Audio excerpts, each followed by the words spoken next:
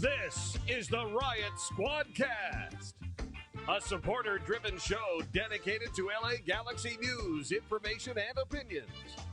Here's your hosts, Ed Rodriguez and Chris Zero Cool Tucker. Welcome to the Riot Squadcast. My name is Ed Rodriguez, and you are listening to the Riot Squadcast. We are live here on a beautiful, beautiful Wednesday night. I know it's a little change of schedule. It's a beautiful Wednesday night here in Gardena. I'm here with the one, the only, Ben Aranda. How are you doing, sir? That's it, man. I don't get like your best friend or your favorite co-host or anything like that. You told me not to say it, dude. I just a little bit, just a little love. Nothing. Should we just start the show over? Okay, hold on. Ben, wait. No, we're just here. Ben is my favorite co-host that is here today. Okay, here, hold on. Wait. Okay, go ahead. Wait. Okay, I'll wait.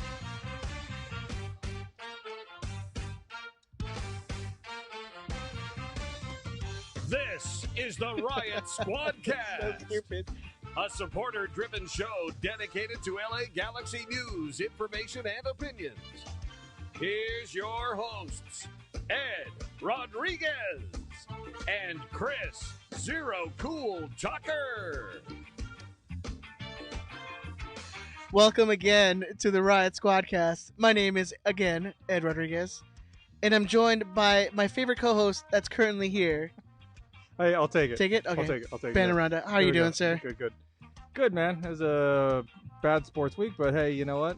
It's looking up, maybe. We'll see. I mean, we go from the highest of highs. Yeah, who knows, back man. down to the lowest of lows. Yes, somebody on Twitter, I can't remember who it is, and I apologize, but they said following this LA Galaxy team is like being married to like an abusive spouse. And I was like, that's totally it. You know, you don't know what you're going to get. You're going to come home, they're going to be drunk. You know, you're going to get beat, or you're not going to get beat. I mean, you don't even know what's going on. So. Or they're going to bring you like a gift home that day. Yeah, exactly. They're going to be all nice to you and sweet. A nice 3-2 gift. Yeah. And then the next week, as my mic falls, and the next week, a 4-0 drubbing. Yes. Yeah. It's hard to know what to make of this team, man. I mean, I guess we'll get into the game. We'll get into the game later. How you doing, man? How's everything? I'm doing all right. How's your week? My week is going all right. Me and my wife just celebrated our 7th year together.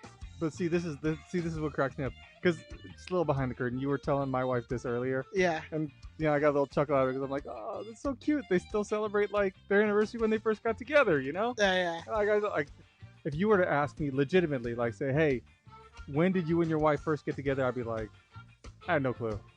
Like, no idea the actual date, like, the first time we got together, anything like that. I mean, I know we've been married roughly a dozen years, something maybe a little more.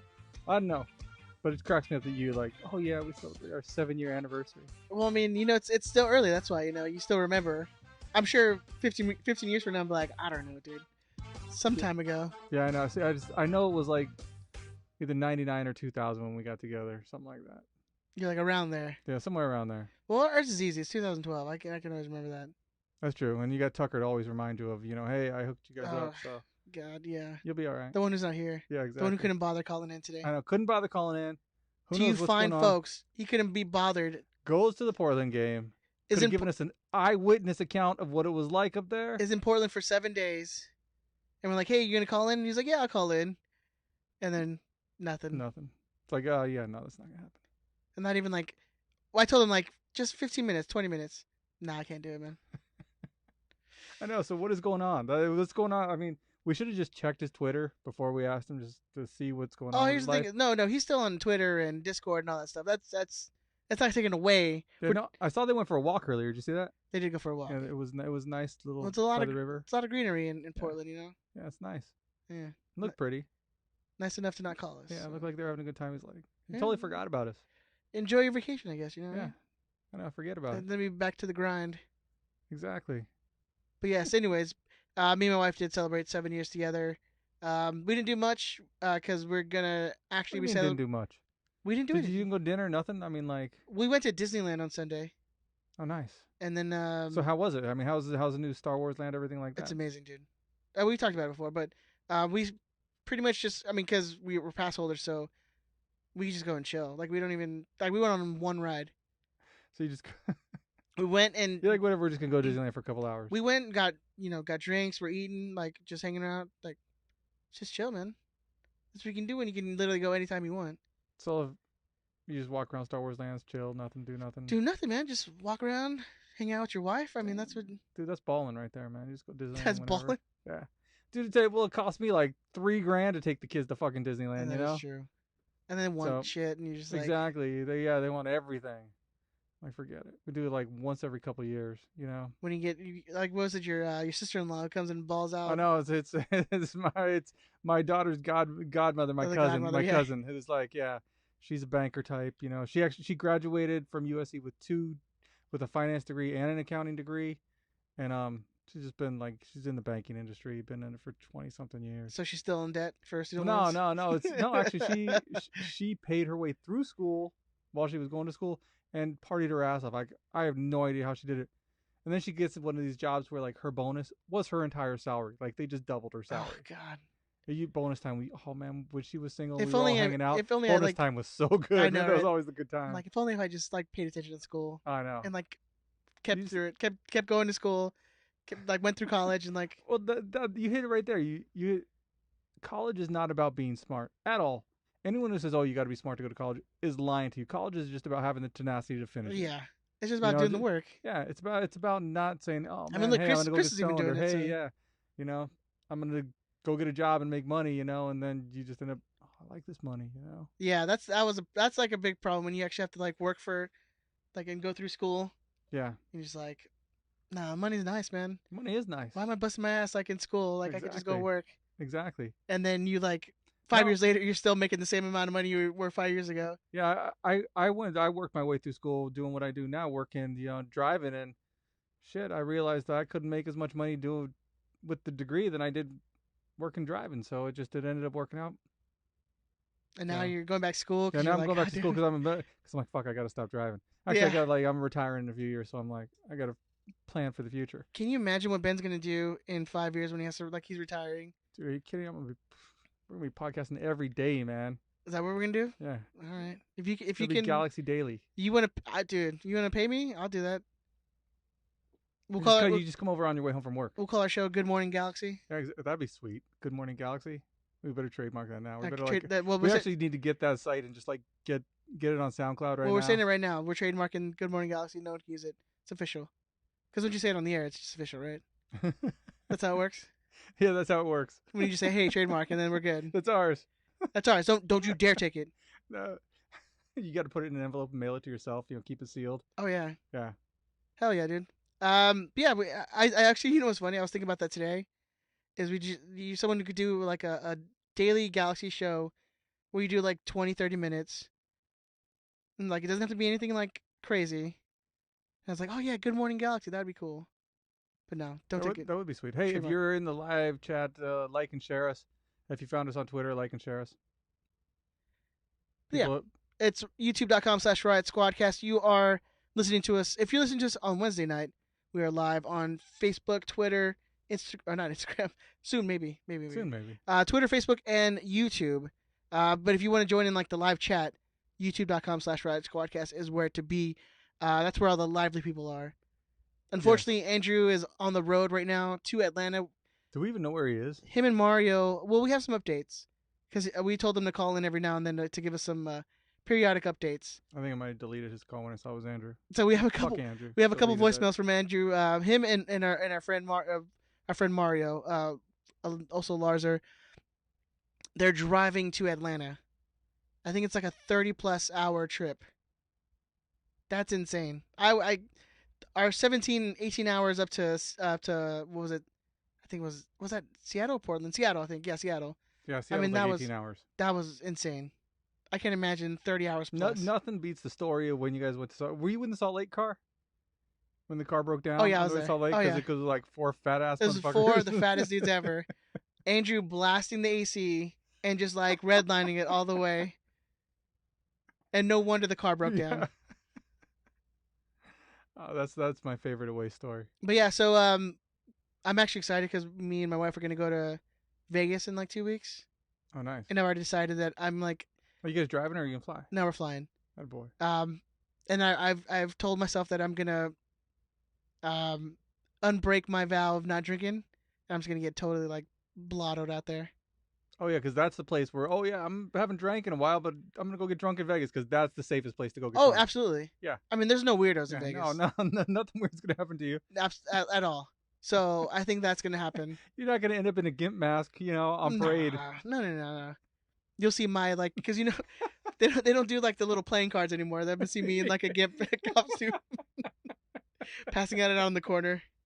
Hey, Nice. oh, Mario's actually in the YouTube chat right now. Why are you, dude? That's funny. So Why is he in? See, I guess you gotta look at me, so the mic's like weird. You're gonna just slide your chair over. I know. probably, So Andrew and Mario's actually in the chat right now. and just turn the mic if you need to. Yeah, sorry, the mic stand's all messed up. Anyways, I'm just gonna slide with the mic. Yeah, man, we're gonna go to Vegas in a couple weeks. Flying out there, we're actually gonna go see the Blue Man Group Oh, geez. because they were like $40 a ticket. That's because everybody else has already seen the Blue I Man love them. Group. I've seen It's it like gonna be you 10 and years like ago. 4 people. And then we're gonna go see some other show that's outside of Caesar's Palace called Absinthe. Damn. It's kind of like a Like a Cirque du Soleil. like a semi-hallucinogenic show. no. It's like a Cirque du Soleil kind of style, but it's like in a little tent outside of Caesar's. Do you have to drink absinthe before you go in there? No, I would assume. You should though.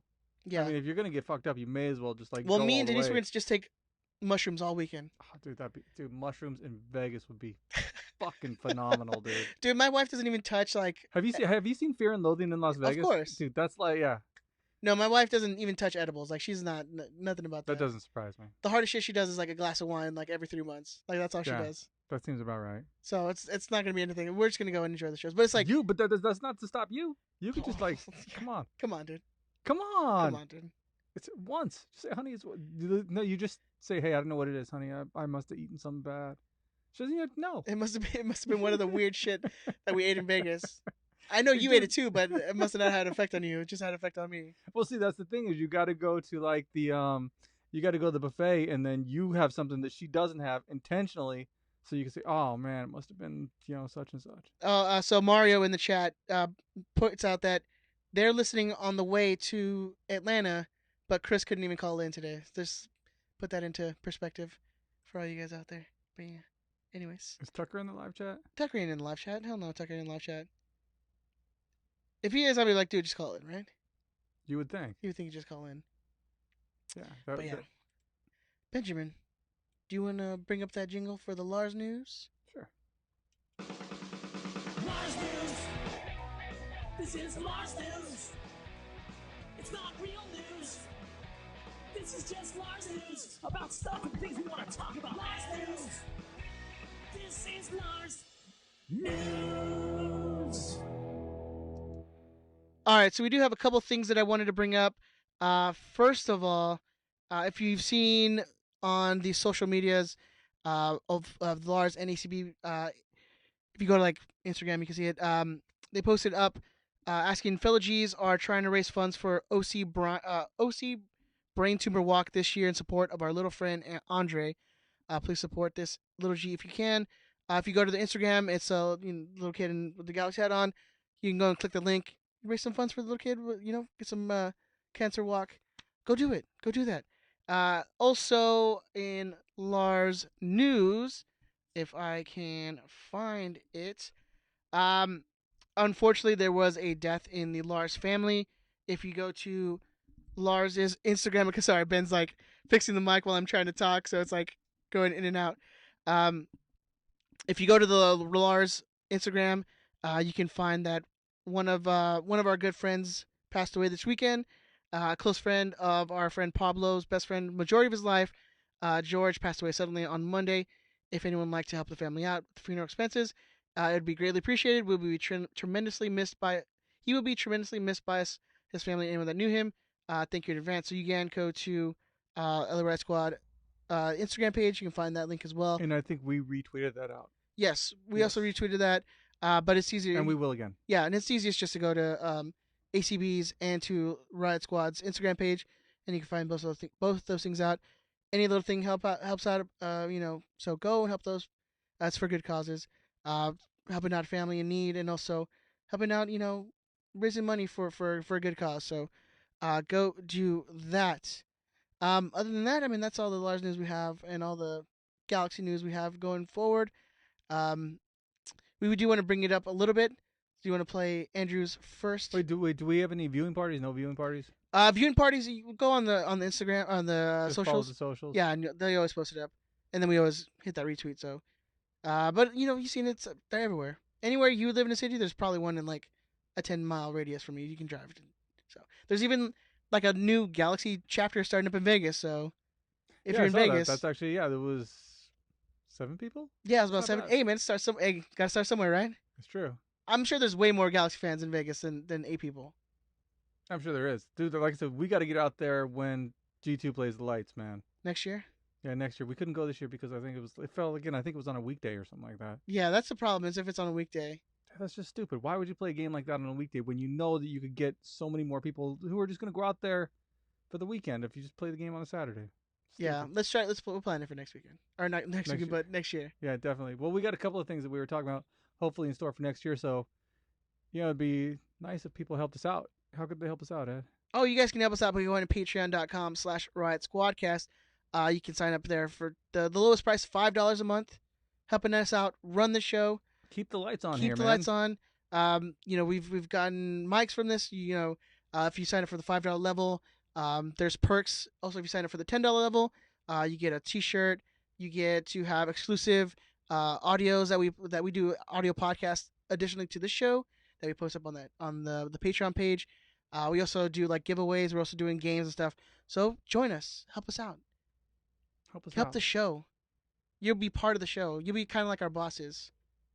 Tell Ben what to do. You can yell at Ben on 2 different platforms, and be like, "Hey, yes. Do your job." If you become a Patreon member, then that's the people I listen to when they tell me to do my job. Are those the ones you listen to? Yeah, everyone else that tweets at me like in the hashtag #FireBen, all that, I don't listen to them unless they're Patreon. Then I have to listen to them. Then you have to listen. Right Yeah. on. So before we get into the Portland game, there's like a bunch of stuff that I want to get into before, like a little Galaxy news stuff. First, let's listen to one of Andrew's, because Andrew's periodically giving us updates as they go. Him and Mario go to Atlanta this weekend. So let's get that first voicemail from our good friend, Capo Supremo, Andrew Alisana. It is 6 in the morning on Wednesday. This is Andrew. I just picked up Mario. We're headed out on our trip, headed towards Amarillo, Texas, to stop there for the night. And then on Thursday night, we'll be in Atlanta. Say hi to the people, Mario. Hey, what's up, Squadcast people? And this is message one of, I don't know, a lot. So get ready for the adventure. I'm hoping there's going to be like some shit that Andrew gets into. Like they have to like fight off a armadillo or something.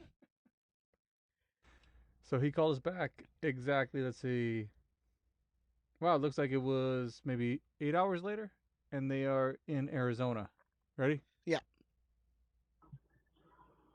Hello, Riot Squadcast. This is your traveling reporter, Andrew Alisana, and Mario. Mario, say hi to the people.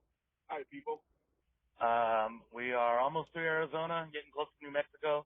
It's about 2 p.m. on Wednesday. We stopped at mile marker 138, took a picture, pulled the banner out. Yeah, it was fun times. We are making good time. We're going to stop in Amarillo, Texas. Amarillo by morning. Well, it'll be night, but that's not how the song goes. Yeah, I'll keep you guys updated when we get there. Andrew busting out the George Strait right there. Amarillo by morning. It's a fantastic song. It is amazing. It is amazing. I'd play it, but I use the same thing to play the voicemail, so. No, you can't do it. That's fine. It's fine. Hey, man, this is going to be a 2-man show today. We're going to make it as smooth as possible. It'll probably be like an hour and 15-minute show because Chris isn't here. Chris is exactly. So there's no ranting going to go on. Although last time we said that we still went 2 hours when it was just you and I. But I just want to talk to you, man. I just want to. Hey, man, we Stay don't to get your this. ass. You don't get a chance to talk this much. I ever know. on a It's show. I always whenever Ben's going through like doing like he's like You should see right now. He's got his hand up. he's fixing 'Cause that the makes great fixing radio. the audio, make sure everything's level, and I'm just looking at my like spikes and Chris's, and it's just like 20 bars of Chris talking, and then me every now and then with like chiming in with like a yep, oh yeah, that's true. But now it's just gonna be me, just spiking all in your faces. Spiking Is your that too aggressive? faces. Yeah, that was a little aggressive. That's too aggressive. Let's go with his last question. All right, here's the third one. Hello, Riot Squadcast. Update number 3. Me and my friend Mario here we're just leaving Albuquerque. It's about 8 o'clock. Before anything else, let me say this real quick. Fuck New Mexico. Yeah, we were making good time. We're about an hour out from Albuquerque, and then we got stopped by state troopers. I was going 4 over the speed limit. Okay, all right. Asked me to get out of my car. I go and talk to him, tell him what we're doing and everything. Cool. He's giving me a written warning. It's not pointing against my record. It's not anything. It's just a written warning, right? All good. And then he asked before he leaves to like stay by the car, and then he's gonna go talk to my friend. And so he went and talked to Mario, and that's when it kind of got weird. And then they asked to search the car. We don't have anything. All right, okay, all good. They bring tools out. They start like taking paneling off and going through the car, rummaging through our shit. And then 2 more cops came. And at that point, me and Mario were maybe sweating a little bit, because it felt, like a trap of some sort. What is going on? At some point while they were searching our car, a rattlesnake showed up in the middle of nowhere, and in between where me and Mario were standing, and we couldn't move, so we had to call the police officer and be like, "Yo, there's a rattlesnake. We're both wearing sandals. Like, it's just not fun." And so we got moved, and then they held us for over an hour, searched our car, took paneling off. It got a little crazy. So yeah, not too far out of New Mexico State Troopers. They let us go. No problem. We got to Albuquerque, stopped somewhere, ate, got some gas. Mario had a beer. I wish I had a beer. I wish I had a cigarette. But yeah, we'll on the road again. We'll update you when we get to Amarillo. All right, thanks, All right, Andrew. Dude, we got to call him. We'll call him in a little bit. Let's actually talk some Galaxy because we're getting some people Dude, like. are you sure? Because I'd rather talk Andrew than No. That is way more interesting than what happened on Saturday. It's a lot more fun than what happened Yes. this past weekend. That's for sure. But before we get into Galaxy Portland, let's talk some real quick Galaxy stuff.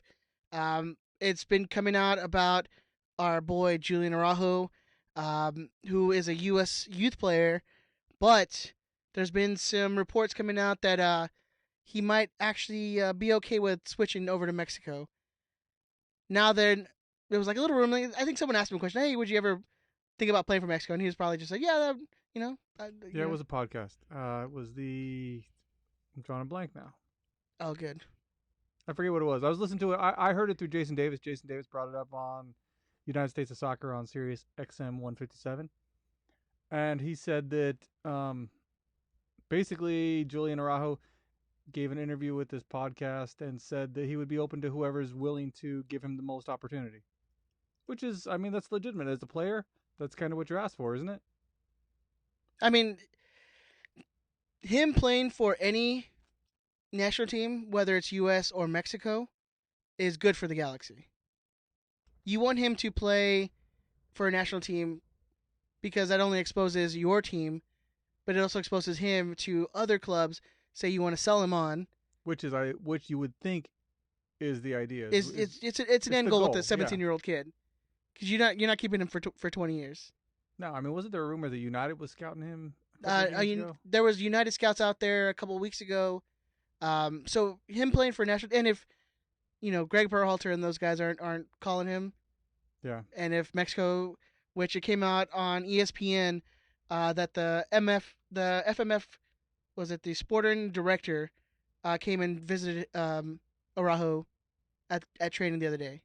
Yeah, and so you have Mexican national team officials coming out and actually talking to this guy. And who knows if US came out and has talked to him as well. Those reports haven't been coming out. That was a big thing that they were talking about on the radio when I was listening to it, was basically, is the US dropping the ball on this? And I actually tweeted in, he mentioned my tweet on the air, that, after the U20 World Cup, the first thing Berhalter should have done was touch base with every single player on that U20 roster and say, hey, thanks for a good World Cup. Looking forward to following your career as you move along. That's it. He should have done that with every single player. That's just common courtesy. Hey, you're playing. I'm the senior team coach. You're playing on a junior national team. We have our eye on you, and that's it. I mean, what's that take? It would have taken him to go through the entire roster, maybe an hour, hour and a half tops, and that's if takes you a little bit to get a hold of people. It's not too much to ask. No, I mean, especially with so many dual nationals coming up from the youth teams. Yeah. Apparently they haven't talked to Sergino Dest either. So that's a whole different. So same old national team, same old U.S. Nats. Yeah, it's ridiculous. All right. So you have Araujo potentially switching over and playing for Mexico. So here in Los Angeles, is it better if he plays for the U.S. team or is it better if he plays for the Mexican team? I mean, what puts more eyeballs on the Galaxy if he's in an L3 uniform or in a USMNT uniform? Honestly. And if you say anything but L3 uniform, yeah. you're absolutely wrong. Is it exposing the team more that Antuna and Jonathan playing for the team? I'll bet you it is, yeah. Yeah, probably. Yeah, definitely. Yeah. Because you're going to have guys who are supporters of the Mexican national team around the country who are like, hey, let me check out the Galaxy game because Antuna, who had a decent Gold Cup, and then Jonathan, who had a pretty good Gold Cup as well.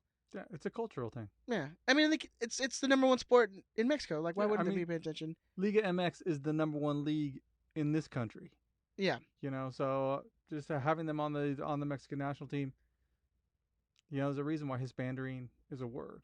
And then you have, Isaac in the chat also brought up that Efra also plays for Mexico. Yeah. So but I was reading something that Efra he got kicked out of a U.S. camp by somebody and said he'd never play for the U.S. camps again. It was a U15 camp or something like that. But then there's another thing of like them never calling him or even talking to him about. Yeah, never trying to repair that relationship. No.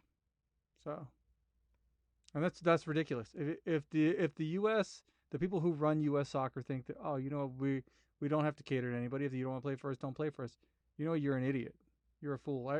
Every professional athlete, everybody in general, likes it when somebody comes and approaches them to ask them for their services.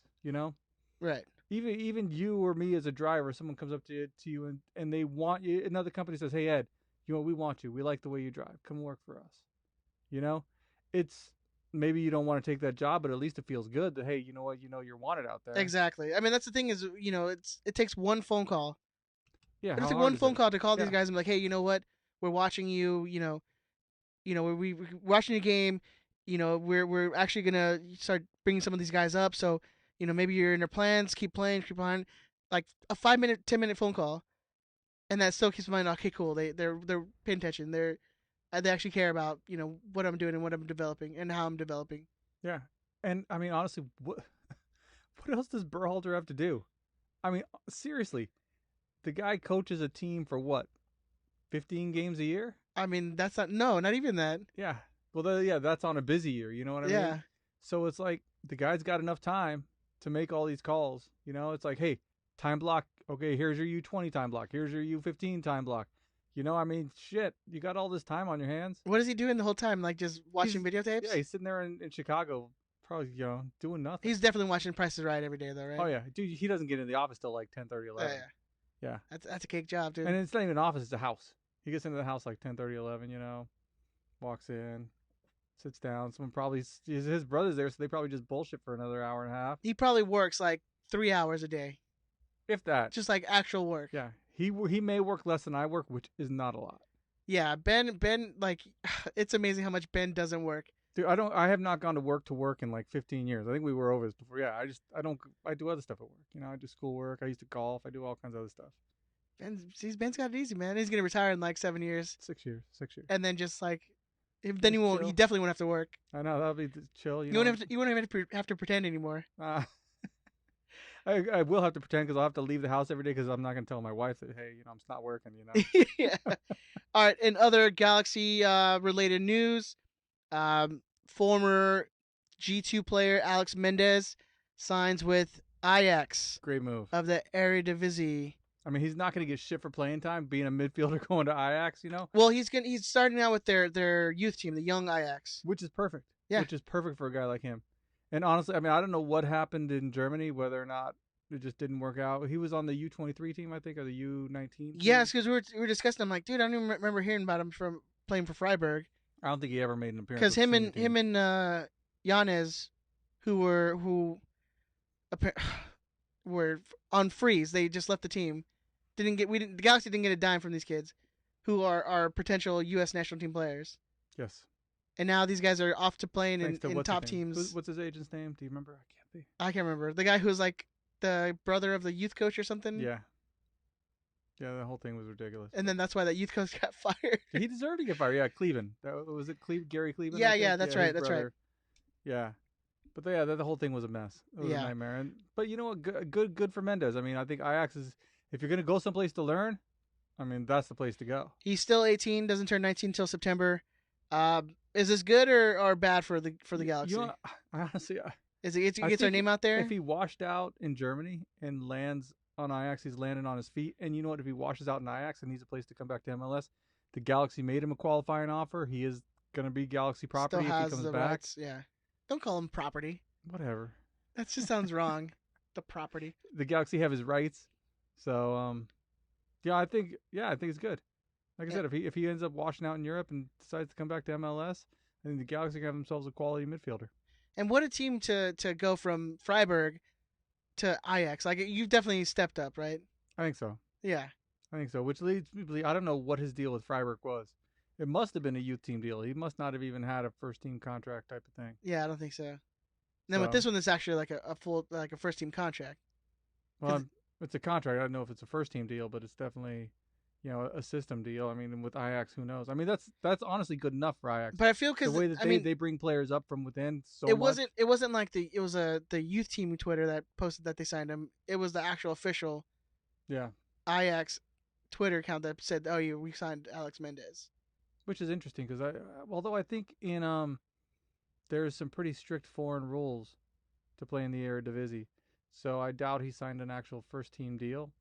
Because I think they have to make a certain amount, like it's 400,000 or more, if you're going to sign it. If you're going to sign a foreign player, so it probably is some sort of youth deal. But he's a big enough prospect that the first team would announce, "Hey, we got him in the system."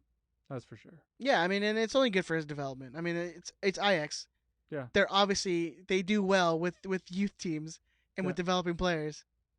So it's obviously going to be good for them. Yeah, it's going to be good for the kid. It'll be good for him. Good for him, and who knows with MLS the way they're pursuing solidarity payments these days. If he does get sold, maybe something happens. Maybe the Galaxy get a little something back. Get a little something and if back he washes out, who knows? Maybe he ends up back here.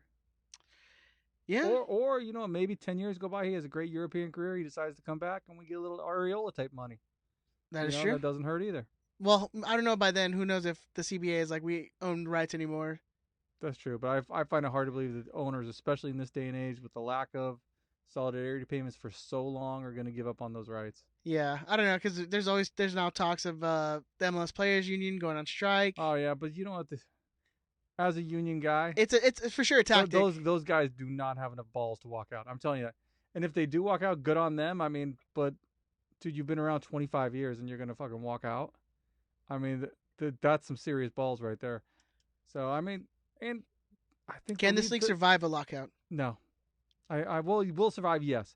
Will it take if depending on how much time that we lose? Sorry, we total different tangent from Mendes.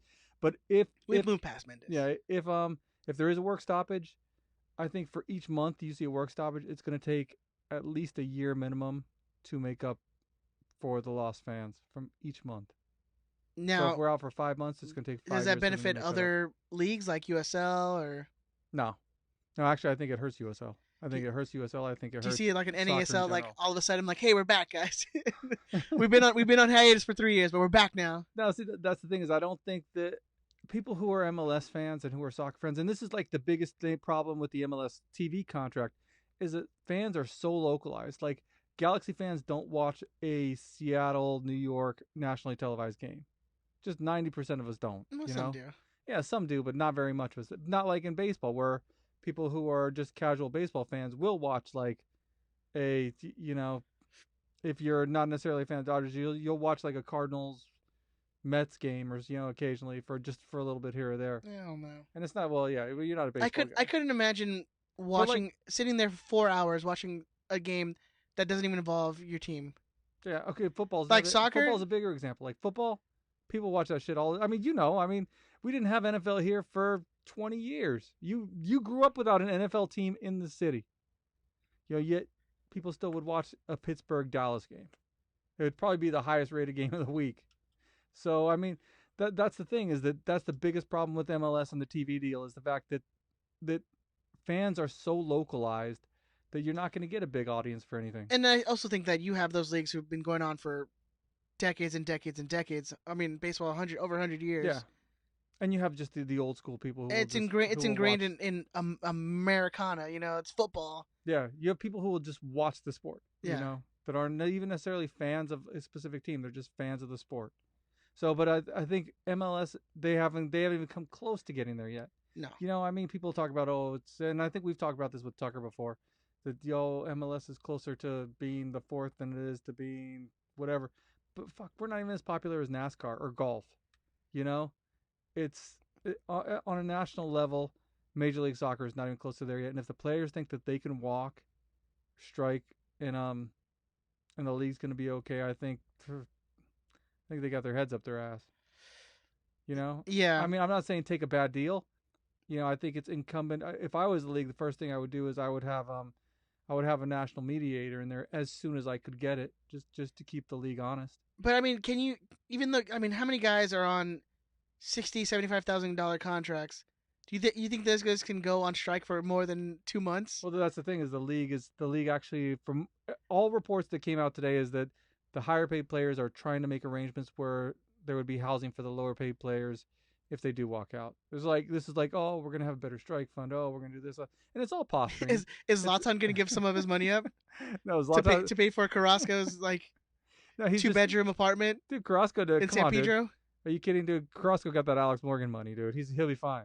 She's gonna tell his ass to go get a job, man. He's gonna be working at Arby's in like 3 months. He's gonna be busting tables and shit. He'll be working at Hennessy's and shit like that down in Redondo. Best case scenario is he gets a job at In-N-Out.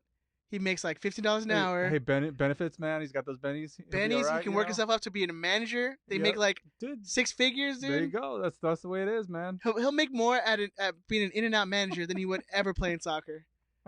That's pretty sad. That is really actually kind of sad. Yeah, and that's part of the reason why they need to posture to walk out.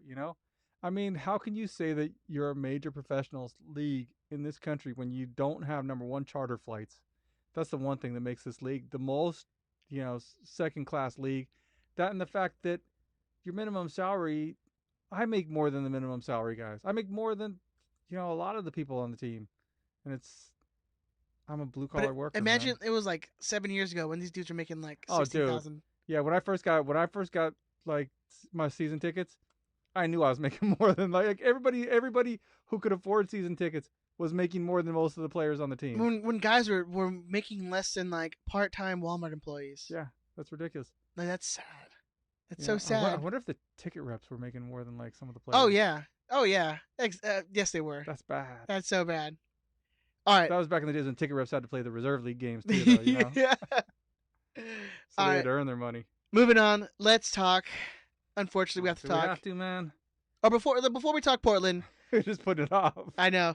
Last week when we were recording, it was the day of the Leagues Cup game. Galaxy win on penalty kicks.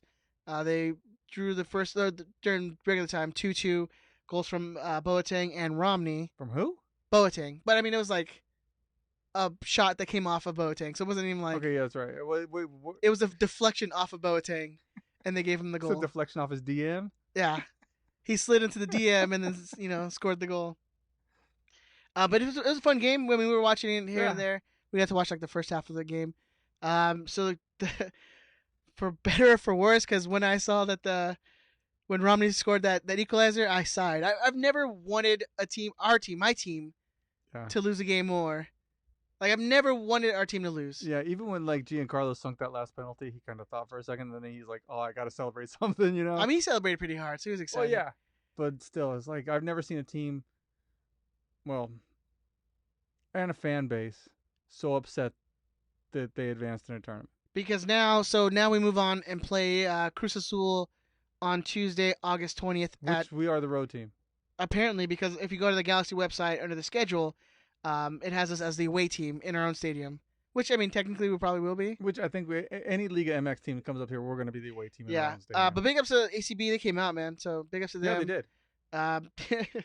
But here's the thing is we had a game at home against... I guess we have a home against Seattle on the 17th. And then a quote-unquote away game to Chivas on the 25th. Can we oops our way into the League's Cup final? After Saturday, I was like, screw it. Let's just focus on the League's Cup.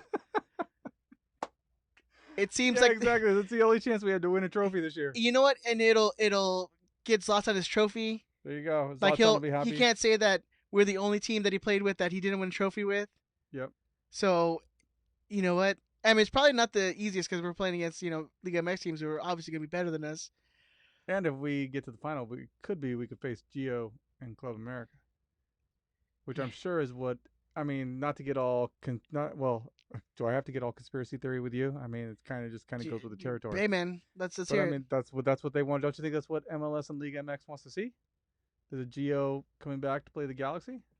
I don't know if they want to. I mean, it'd be good for like. I mean, as far as this tournament goes, there is nothing else to generate. I mean, is there another final that you could say that would generate any sort of interest? Well, here's the funny thing too.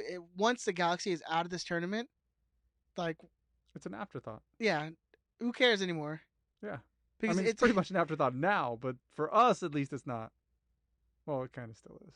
Because here's the thing, man. It's like, it's supposed to be a tournament that, pits, the it's not even the best teams in MLS or Liga MX because it's going to be like the, 3rd to the 5th places in each conference. Yeah, it's going to be, the 3rd to the 5th. Or 3rd to the 6th or something, because I think it's like 16 teams, or I think. Yeah, it's going to be 16 teams. 8 teams, 4 teams from each conference. Yeah, so I think it is like 3 to 6. Yeah, assuming unless there's a chance that somebody made Champions League, like by, I don't know. I think it has something to do with the Canadian teams also. If they don't, are the Canadian teams eligible for this? They should be. Yeah, they should be. All right, so it has something to do with like who are it's the top teams. The top 4 teams in each conference that are not in Champions League. Yeah, is what it is basically.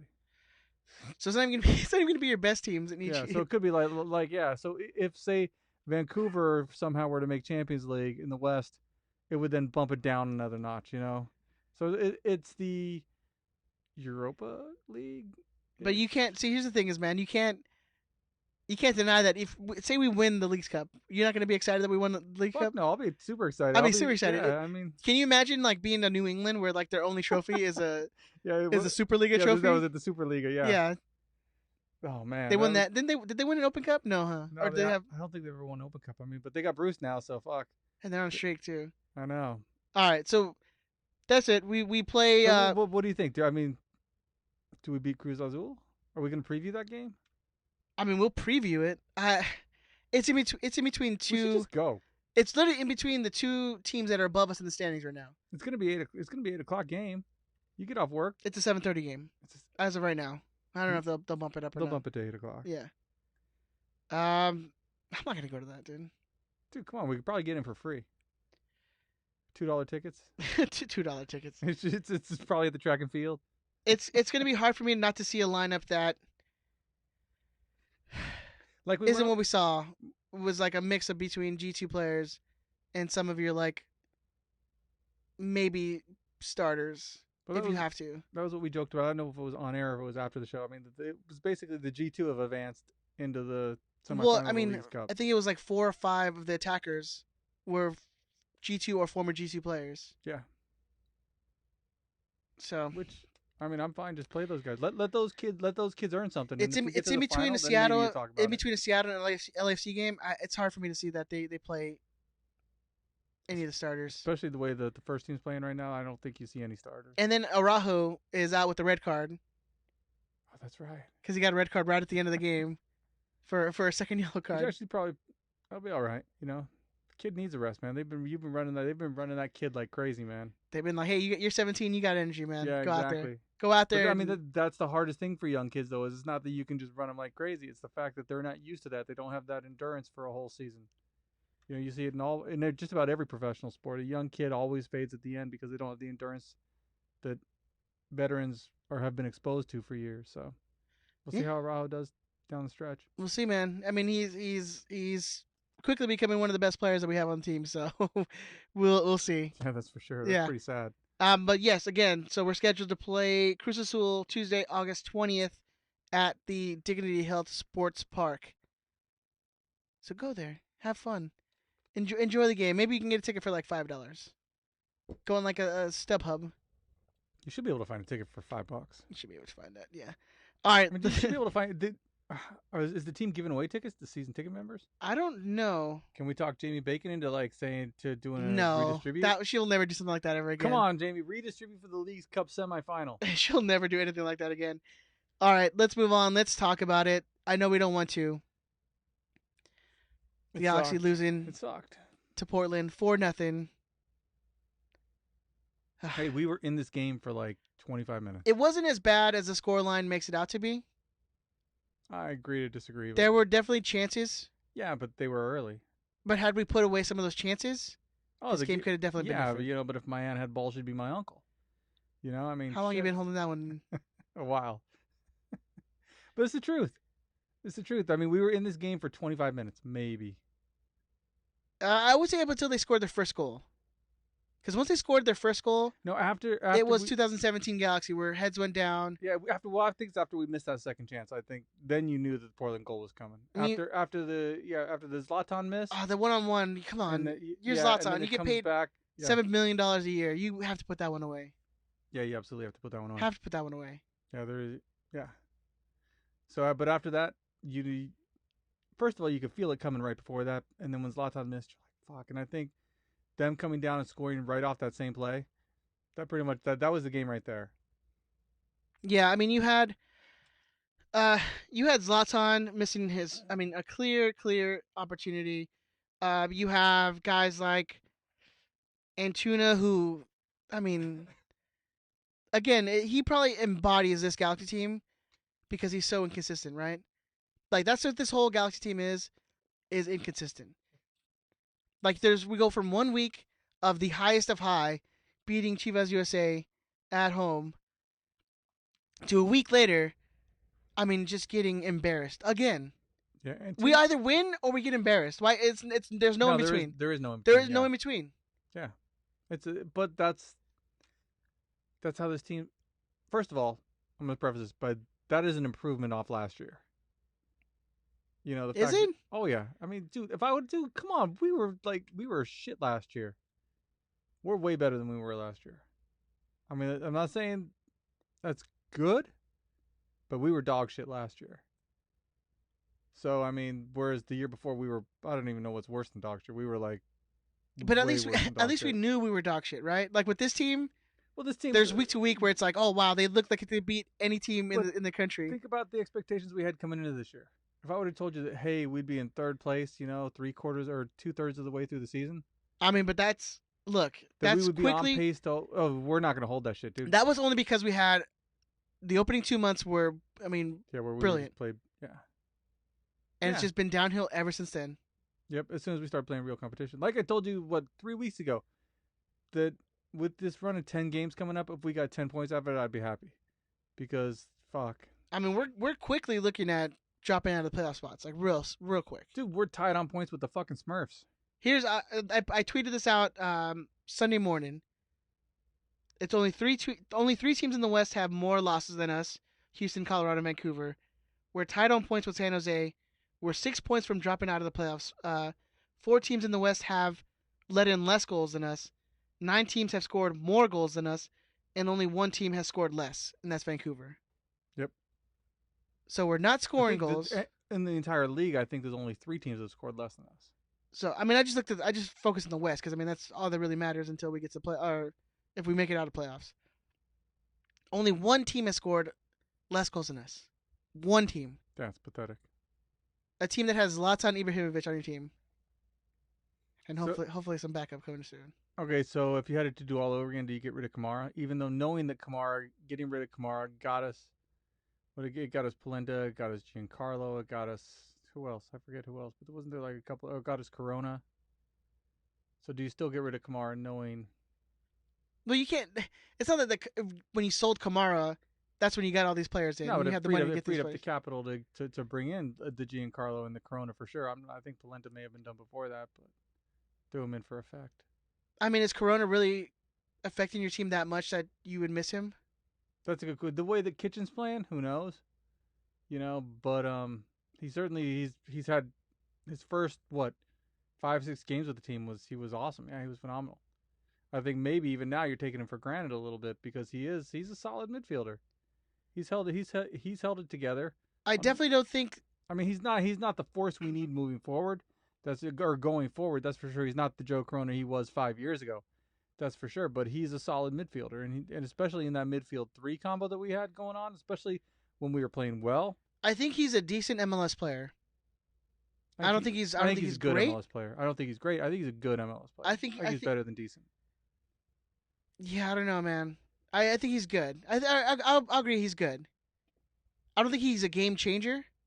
No, but not everyone can be. I think if you have him, maybe Jonah and just Kitchen as your lone center defensive midfield pairing, and you let Jonah kind of like do the little roaming, I think you can cut him out of that lineup and still be okay. I don't know, man, because I don't think Jonah does that well. Jonah. I mean, when he did well with Mexico in the Gold Cup. Yeah, but that was the fucking Gold Cup. That was playing against worse than MLS competition. And I mean, he had better players around him too. That's true. And so, but I mean, whenever he's been put in that position with the Galaxy, he hasn't necessarily played great. Whenever he's been put in that roaming position with the Galaxy, he hasn't played as well as he did when he was with Mexico. Well, I mean, you also have Fabio Alvarez in front of you, so true. I mean that might not help you. Yeah, but whatever reason that is, whether it's the team, whether it's anything else, he's played better with the Galaxy when he's had, I don't want to call it purpose, when he's had a direct mission to go out there and do something, whether it's hold down the midfield, being a defensive midfielder, whether it's being the number 8, just going box to box. He plays better when he has direction with the Galaxy than just letting him roam. So, and honestly, I don't believe he is the type of player that's going to play well. I mean, he does it with Mexico, but if it was a full Mexican national team, he wouldn't be in that spot. Well, I mean, you have players who don't want to play for your team anymore, so maybe that helps us cause out too. I think it was just there was a lot of players that decided, hey, you know what, we were in the World Cup the year before. This whole Gold Cup without the Confederations Cup is a joke. There's no need to go play. So here's another question I think a lot of people have been asking about this game against Portland. What happened to our defense? You don't have Shelvick in the lineup anymore. He's on the bench, and you're still giving up 4 goals. What was his name? Paredes or fucking and Brian? Yeah. What the hell's his name? Brian Hernandez? Is it Hernandez? No. Rodriguez? It was like, yeah, it was like, who's the guy they got from fucking Mexico last year? Why am I drawing a blank? Paredes, you had it right. No, not Paredes, but the other guy. Oh, Fernandez. Yeah, Fernandez. Yeah, that's yeah. It. I knew it was an Ez. That's what happened to the defense. So, but yeah, we played a team that wasn't just one-dimensional. That's the issue. When we play teams that can attack from both sides effectively, we get screwed every time. Oh, we got killed on the wings, like absolutely murdered on the wings. Yeah, I mean that was the difference with the Chivas game is that the Rossi was completely ineffective, so we didn't need to worry about that. Well, I mean, so you play the same lineup you played the week before. Same thing with the Smurfs, though. The Smurfs came down both sides, and they were effective coming down both sides. You know, when we play teams that can effectively move the ball from side to side, we get fucked every time. No, I mean, what does it say about our team? You just can't keep pace with the game. We need it to be a slower paced game. Yeah. No, we need people like Adam Serrano that can see in 2 directions at once. Or is it gonna go every week on him? Yeah, it's just once a show. Yeah, at least once a show. Yeah, I get that. What's it say? It says that we actually need real outside backs. I mean, Polenta's. I mean, he's a decent fill-in for a left back, but he's not a left back. You know, he's a center back. I mean, we brought him in to be a center back to pair with Giancarlo when Giancarlo came in. You know, but Steris is playing so well. We need a spot for everybody to play. He's trying to get his best back 4 on instead of maybe the best position players, you know.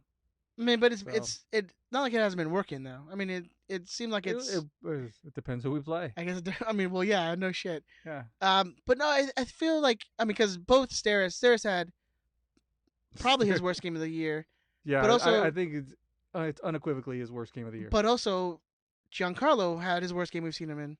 Yeah. I mean, there was times where he had 2018 Steris like performance in that game. Oh, you mean like when he got megged? Look, I mean that's just a good goal. Dude, I don't care who you are. You know what? I gotta say, after he got megged, he could have at least just pulled the guy down and give a penalty. That's better than allowing this. But he got Super megged goal. It's gonna be- megged so bad that Valeri was already 3 feet away from him. Yeah, I just would have tackled like football tackled, just dove. Just You like know? Yeah. just like a bullet, just trying to dive in front of the Exactly. ball. So at least you're not like getting posterized as goal of the week, you know. Oh, I mean that's So- gonna be on all MLS highlights. Oh, yeah. Like when they do best of goals this year. Yep. That one's gonna be on there So Steris is the best season of his career. He's gonna be immortalized for that goal. for that one goal. Like it won't even matter anymore. Yeah, Like it just Yep. he could give up no goals for the rest of the season, be like the best defender, be like no, well he got megged by Valeri that one time. Yep. I mean, he has got to be a candidate for comeback player of the year. I mean, just with the year he's having. I mean, in the entire league, he will be a finalist if he continues to play the way he is. I don't think so. For I think he's comeback not gonna be player on of no Yeah, he is. rewards. For comeback player of the year, I think he absolutely is. I don't think Steris is a name where you even think of like outside of Galaxy fans. But think of people who are coming. Who's going to be your comeback player of the year in the league? I don't know. There's some. I don't pay attention to. There's every not going to team. be, dude. Exactly. There is no great story. In fact, they were talking about this on the radio the other day about how just a lot of the awards there's either an obvious winner or there's no winner. Like there's no obvious winner. They were talking about like goalkeeper of the year. Like who knows who's going to win goalkeeper? Are you of the really, year are you gonna because- be able to vote in that this year since you're like Yes. part of the media? Yes, So you're gonna make sure that you're gonna go on a Steris campaign. I am. I'm going to campaign for Steris. You're gonna like we got all these. I'm calling Tannenwald and say, Yeah. hey, you know what? You need to look at Steris. I'm gonna call everybody. You're gonna start buying banner ads on websites and MLS and just like start Steris for comeback player of the year. Exactly. We're gonna start a campaign. All right, Give well, Daniel Steris comeback player of the year. Danny, when you win that award, man, I want you to thank me. make Say, Steris great hey, here's again. to the Riot Squadcast. You know, he said he'd come on the show. We just haven't reached out. Well, and done Mr. it yet. Producer, produce Dude, come on, man. I can't come. Daniel Steris. All right, we'll get Steris on the. Although it's got to be a Patreon show. That's Get gonna him be on your the- call, man. Yeah, we'll figure it out. We'll work it out. But if you know, guys have any thoughts on this game, the lines are open. Maybe yes. sure, why not? I could open the lines if you want. There you go. You can give us a call at 562-641-5277. That's 562-641-5277. Give us a call. So Google Voice has changed a little bit. The system we use, so you will have to say your name and then it will put you through. So don't think that hey, when it first answers that you just hang up because. Oh, I've nothing's had that going where on.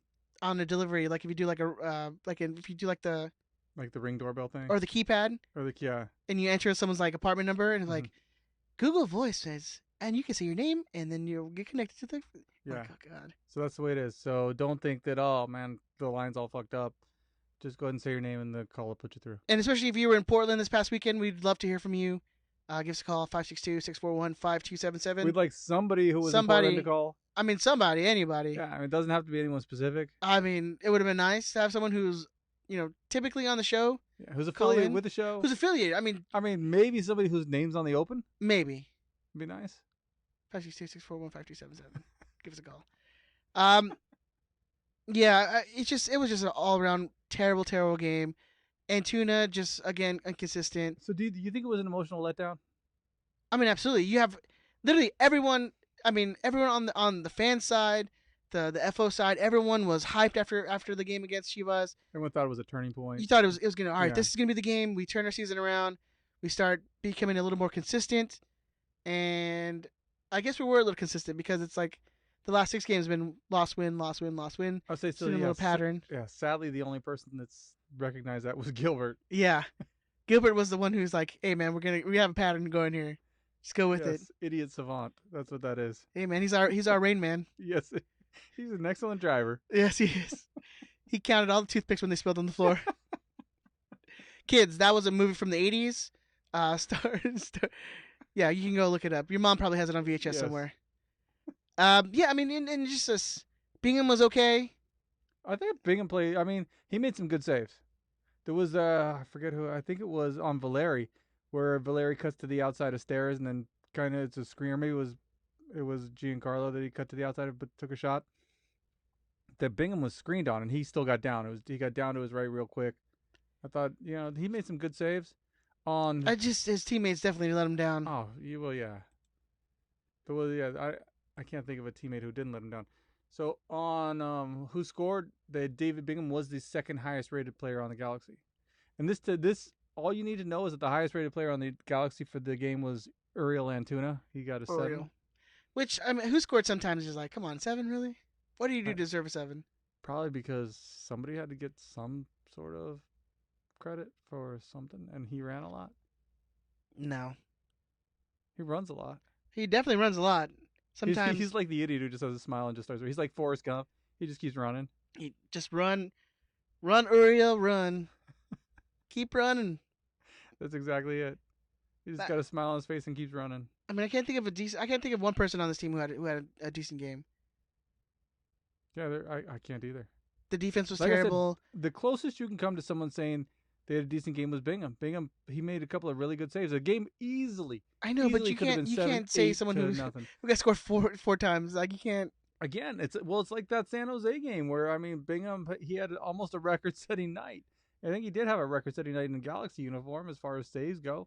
But I like Madam Serrano in the live chat saying that we're gonna win 3-2 with the Zubac hat trick.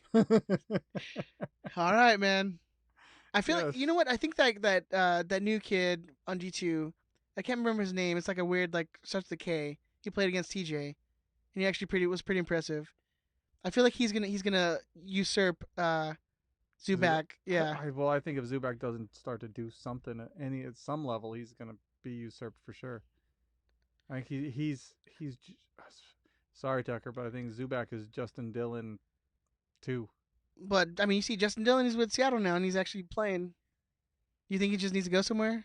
I just don't think he's good enough to play with the Galaxy. I just don't. And then, if you listen to the news that came out today, that he probably won't be seeing any minutes after this week. So maybe this is the game to just, hey, you know what, you're not gonna play with the first team anymore, so we're not. Well, he played on the weekend with G2, so. Well, what I'm saying is, and he's still young enough, and who knows? And historically, strikers that come from the United States develop at a later age. I mean, you look at a guy like Chad Barrett's a perfect example. He got better with age. Same thing. He got decent and just stayed like at a decent level. Alan Gordon's another one. I mean, Alan Gordon was Gordon definitely a late bloomer. I mean, so historically, I mean, even look at a guy like Brian McBride. Who matured a little bit later. I mean, he became a total badass. Yeah. So I mean, I just think that we're obviously, you're not given the same opportunities you are in Europe. You're not exposed to the same type of things you are in Europe. So players develop later. So who knows? Maybe a couple more years at G2, and he does amount to something. But the difference between him and a guy like Araujo or a guy like Alvarez, you just look at the body type. Araujo looks like a man right now playing in MLS, and he's 17. Same thing with Alvarez. When Alvarez plays with G2, he looks like a man among boys, just as far as body type and how thick he is, and maybe he's not there as far with some MLS. Some even called him a little chubby. Oh man, I mean, we'll just go with thickness. I think now he's like growing into the body though. Yeah, he's definitely grown into his body. He still looks like a little child out there though. Oh yeah, I mean, look at the dude can barely shave. Come on, man. The guy, yeah. So, but I mean, when you look at Zubac is still he's wiry. He's, I mean, the dude's almost gangly. He's pretty thin. He needs to put on, at least 20 pounds of muscle before, if he's going to try and be a number 9 in this league. He's definitely still that G2 player that hasn't quite proved that he can make it in MLS. Because for a while there was players that were in between the G2 and the first team. So you had guys like, guys you would, like a McBean, who's too good for USL. I was gonna say, can we send Zubac to Coventry City? I know. You had McBean, who was too good for USL, but for injuries or for whatever woes, it didn't happen for him in MLS. My daughter calls McBean. She calls him McSlow White Guy. I can't hit him. I like McBean. I can't hit him. I can't hit another dude. It's the truth, though, man. I mean, come on. Slow white guy from Newport Beach. I mean, he's a nice guy. I'm not saying he's bad. I Yeah. mean, the dude is going to make a killing in the insurance business or whatever he goes into. He's gonna go back to school, man. He could actually go to school. But I mean, like guys like that where they were too good for US. I mean, the guy literally when he was loaned out to Coventry, like he still almost won the golden boot in USL that year, and he didn't play for like 15 games. So he is these guys who are showing that they're too good for USL, but there's no that stepping stone to the first team. We're so Tucker. We're so off track right I now, know. dude. That's your fault, man. All right, back to Portland. Back to Portland. We Let's like talk. Zubac. Zubac, yeah, he's gonna bloom late. He's gonna be great. Awesome. And the reason why we're talking Zubac is because He will be starting in Atlanta. Zlatan gets his 5th yellow card of the season, Yes. so he's out for Atlanta. Polenta But he worked for that yellow card, man. worked for the yellow card. Dude, it was like, I mean, he you know he got a yellow card for dissent. yeah, because did you see how long it took the referee to give him a yellow card for dissent? I 'Cause mean, it- he went 'cause the after him ref- 3 or 4 times before the ref MLS is like, MLS officials are like, don't give him a yellow card if he yells at you. Please Yeah. don't give him a yellow card if he yells at you. yeah. And But he's like I fuck think this. I don't think he care finally anymore. asked for the yellow card. Said, "Dude, just please, like, give me a yellow card. I don't want to go play on that shitty ass turf in Atlanta." He spoke to him like very loud, like, hey man, just do it. I'll give you a Ferrari. Yeah. Just give me a yellow card. And then you have Polenta, who got a red card after the game. Him and I think Aspria. Yeah. For did they even say what happened? They just No, they're not going to release what happened. just a scuffle. Yeah, it was a physical altercation. They're not going to say what happened. They went tit for tat, and they were just like square up. Probably just. have Would a you little would bitch you slap. square up to a guy like Polenta? Me personally? If he did something, yeah, I'd square. I mean, he's a little guy. Polenta? Yeah, he's He short. would eat you for breakfast, dude. Please. Please? Please. Let's do this. Galaxy, I know you're listening. We'll do it for charity. I'll do it. We'll get Polenta and we'll get Ben in a ring. I'll do it. We could even do like the sumo style with like the inflatable like gloves. How about MMA style? No He holds would barred. fucking kill you. Okay, if you say so. Oh, he would murder you. All right. But you do have some like weird army training because you've killed like a bunch of dudes. So I don't know, man. They probably taught you how to like murder with like popsicle sticks and I- shit. Yeah, I used to fight. I used to, like, literally when I was in the army, I used to box before that and train jujitsu, all that type of stuff. Yeah. So you were the training dummy? Like everyone would just like punch you and So, dude, trust me, yeah. I spent plenty of time as the training dummy. That is, You know what? That is for sure. this makes sense, man. You probably So- suffer from like CTE. Oh yeah. Like you have What is it? Traumatic brain injury. Yeah, dude, Yeah. you definitely like this makes sense now.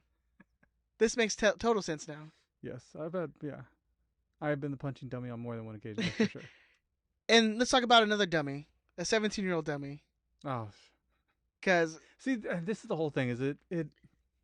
hold on. Let me say what's. We were talking about this before the show Let's talk about the. about intent. So also Well, the no, third go ahead. player not playing against Atlanta Yeah. is Efrain Alvarez, who got a straight red card for kicking the ball to another player's face. Actually, it was the back of his head. So this has been kind of a debate on Galaxy Twitter, and I think on the large Discord as well. Was it intentional? Did it deserve a red card? So what was your when we were talking before the show? I think he definitely deserved a red card for that. Because he was. I think he was. You think he was a 17-year-old that lost? His I think cool? he was frustrated at the way the game was He going. was it for 15 minutes. I think he was frustrated. I know, right? It's so dumb. He was on the game for 15 minutes before he got a red card. I think he's 17 years old. I think he made a dumb mistake. I don't think he meant to kick the ball in the I dude's definitely head. think he meant to kick the. Yes, he did. I think he meant to kick it hard kicked out that- of bounds, but I don't think he meant to kick it. It wasn't even going out of bounds. No, he knew the whistle was coming because he knew that was a foul committed. So why kick the And he ball was that pissed. hard? He was pissed. So he was frustrated. Yeah. So he was But he didn't frustrated. mean to kick it in the dude's head. He kicked the ball with force, not towards the attacking end of the field, towards the defending half of the field. Yes.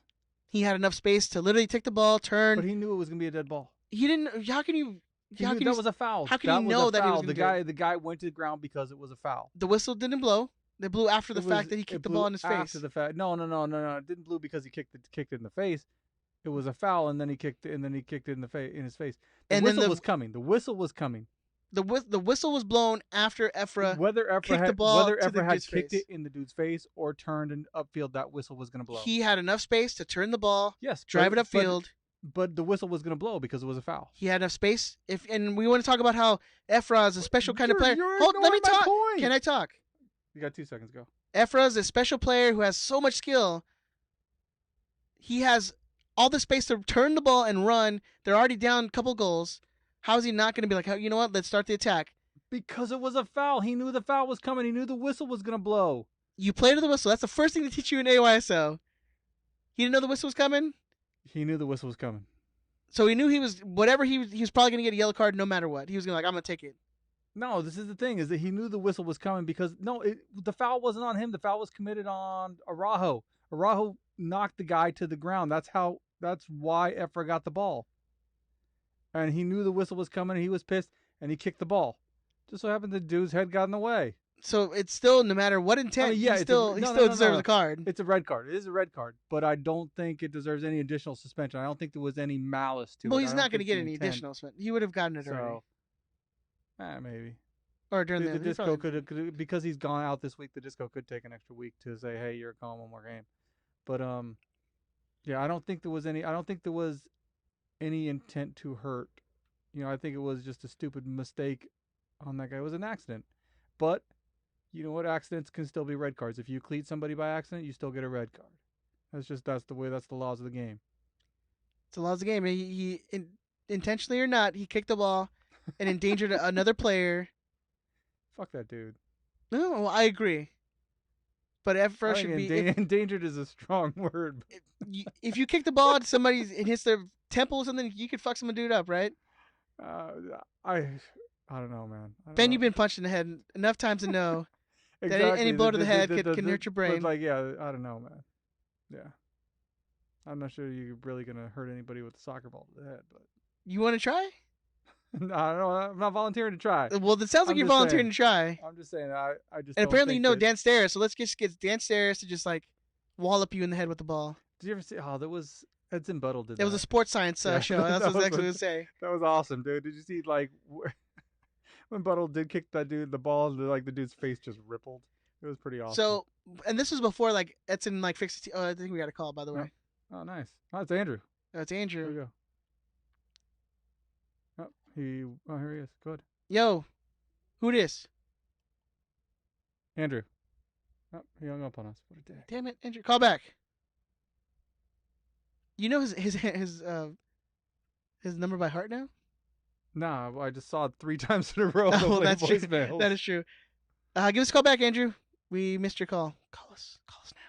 Call me now. But yeah, I mean, so this, anyways. If it was intentional or not, he got the red card. Too, by the way. He got the red card. He was a red card. I think he's calling back again. All right. Yo, Andrew, what up? Andrew. Hey. Yo. Hello. What up, dude? What's going on? Where are you at right now? Yeah, you're on. Huh? You're on, dude. Where are you at? Hello. I would just like to say we're like 20 minutes outside of, not even 15 minutes outside of Amarillo. We should have been here 3 hours ago.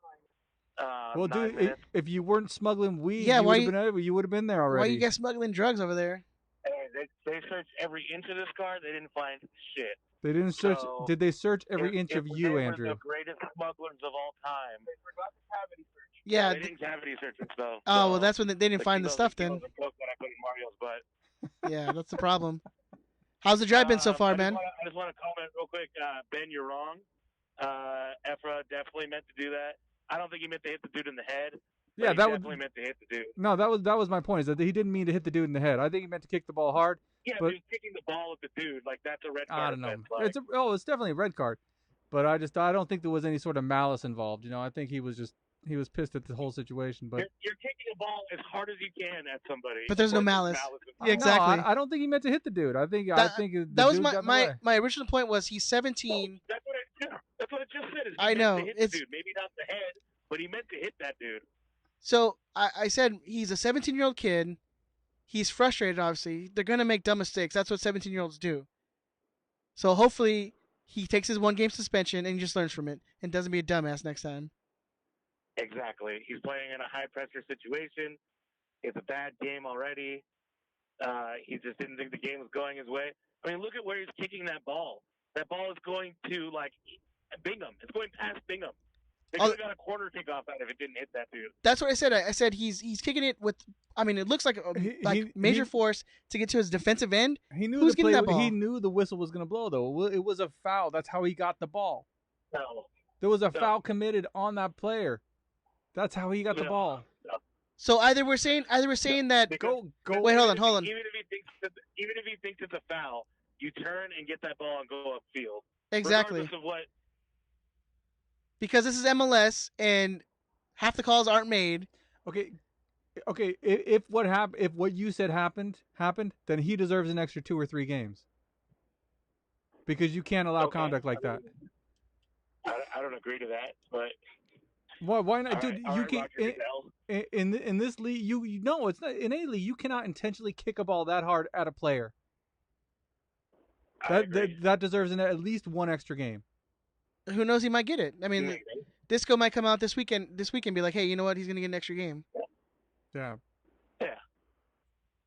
So we'll see. But I don't want that. Stop wishing ill on our team, Ben. I know. Hey, you're the one that's saying he deserves it. Well, we found out tonight that Ben has CTE, so it explains everything about him. Ed's not making it out of here, by the way. I'm gonna die like one of the possums in his backyard. We're gonna stop soon, and tomorrow will be a shorter drive, hopefully. Somebody said to me, I'm not gonna say, but somebody said to me, is like, oh man, if you think New Mexico cops are bad, just wait till you get to the south. I'm like, oh fuck, don't put that curse on me. I know that bad juju, man. Trust me, bad juju, I don't want that. I don't want that. Me and Mario are gonna be cool. We're gonna cruise control the speed limit. It may take us longer because, like, if we hadn't gotten stopped, I probably would have gotten here like 3 hours ago, legitimately. Well, I mean, you know what? You got how much more driving to go ahead of you? For tomorrow? Like until you get to Atlanta, yeah. Yeah, like 14 hours. Ah, so like another day? Yeah, we're gonna get there Thursday night.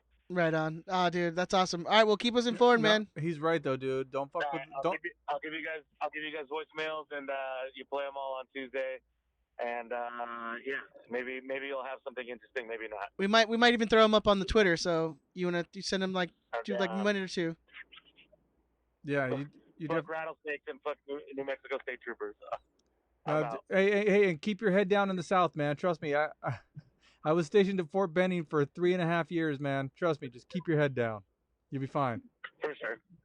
All right, brother. Have a good trip, man. Drive safe. Hold on. You guys have a good one. Before you go, did they ask you what part of Mexico Alasanas come from? He's gone. Damn it! I said hold on. Oh, that's too bad. Just pretend. Yeah, Hey, Andrew, you gotta pretend you're Mexican. If you called while we were on the line with Andrew, call back.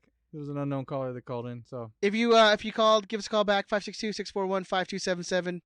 I'm assuming you want to talk some EFRA. If it was intentional or not, doesn't matter. It doesn't matter. it absolutely matters. Thank you, Andrew. Andrew Capo Supremo calling in from. Where was he at now? They're already in Texas. They're in Texas now. Yeah, they should on their way to Amarillo. Yeah, you'll be fine in Texas, Andrew, because Texas, the cops really don't give a fuck about anything. They'll just shoot you. There you go. So just don't get pulled over in Texas. You'll be fine. Yeah, just don't get shot.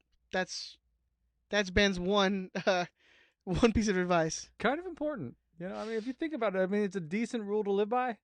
Don't get shot. Yeah, I mean, that's kind of that should be everyone's life goal, right? Is just to not be shot. I mean, there are times you can't avoid it, but I mean, for the most part, it's just good to not get shot.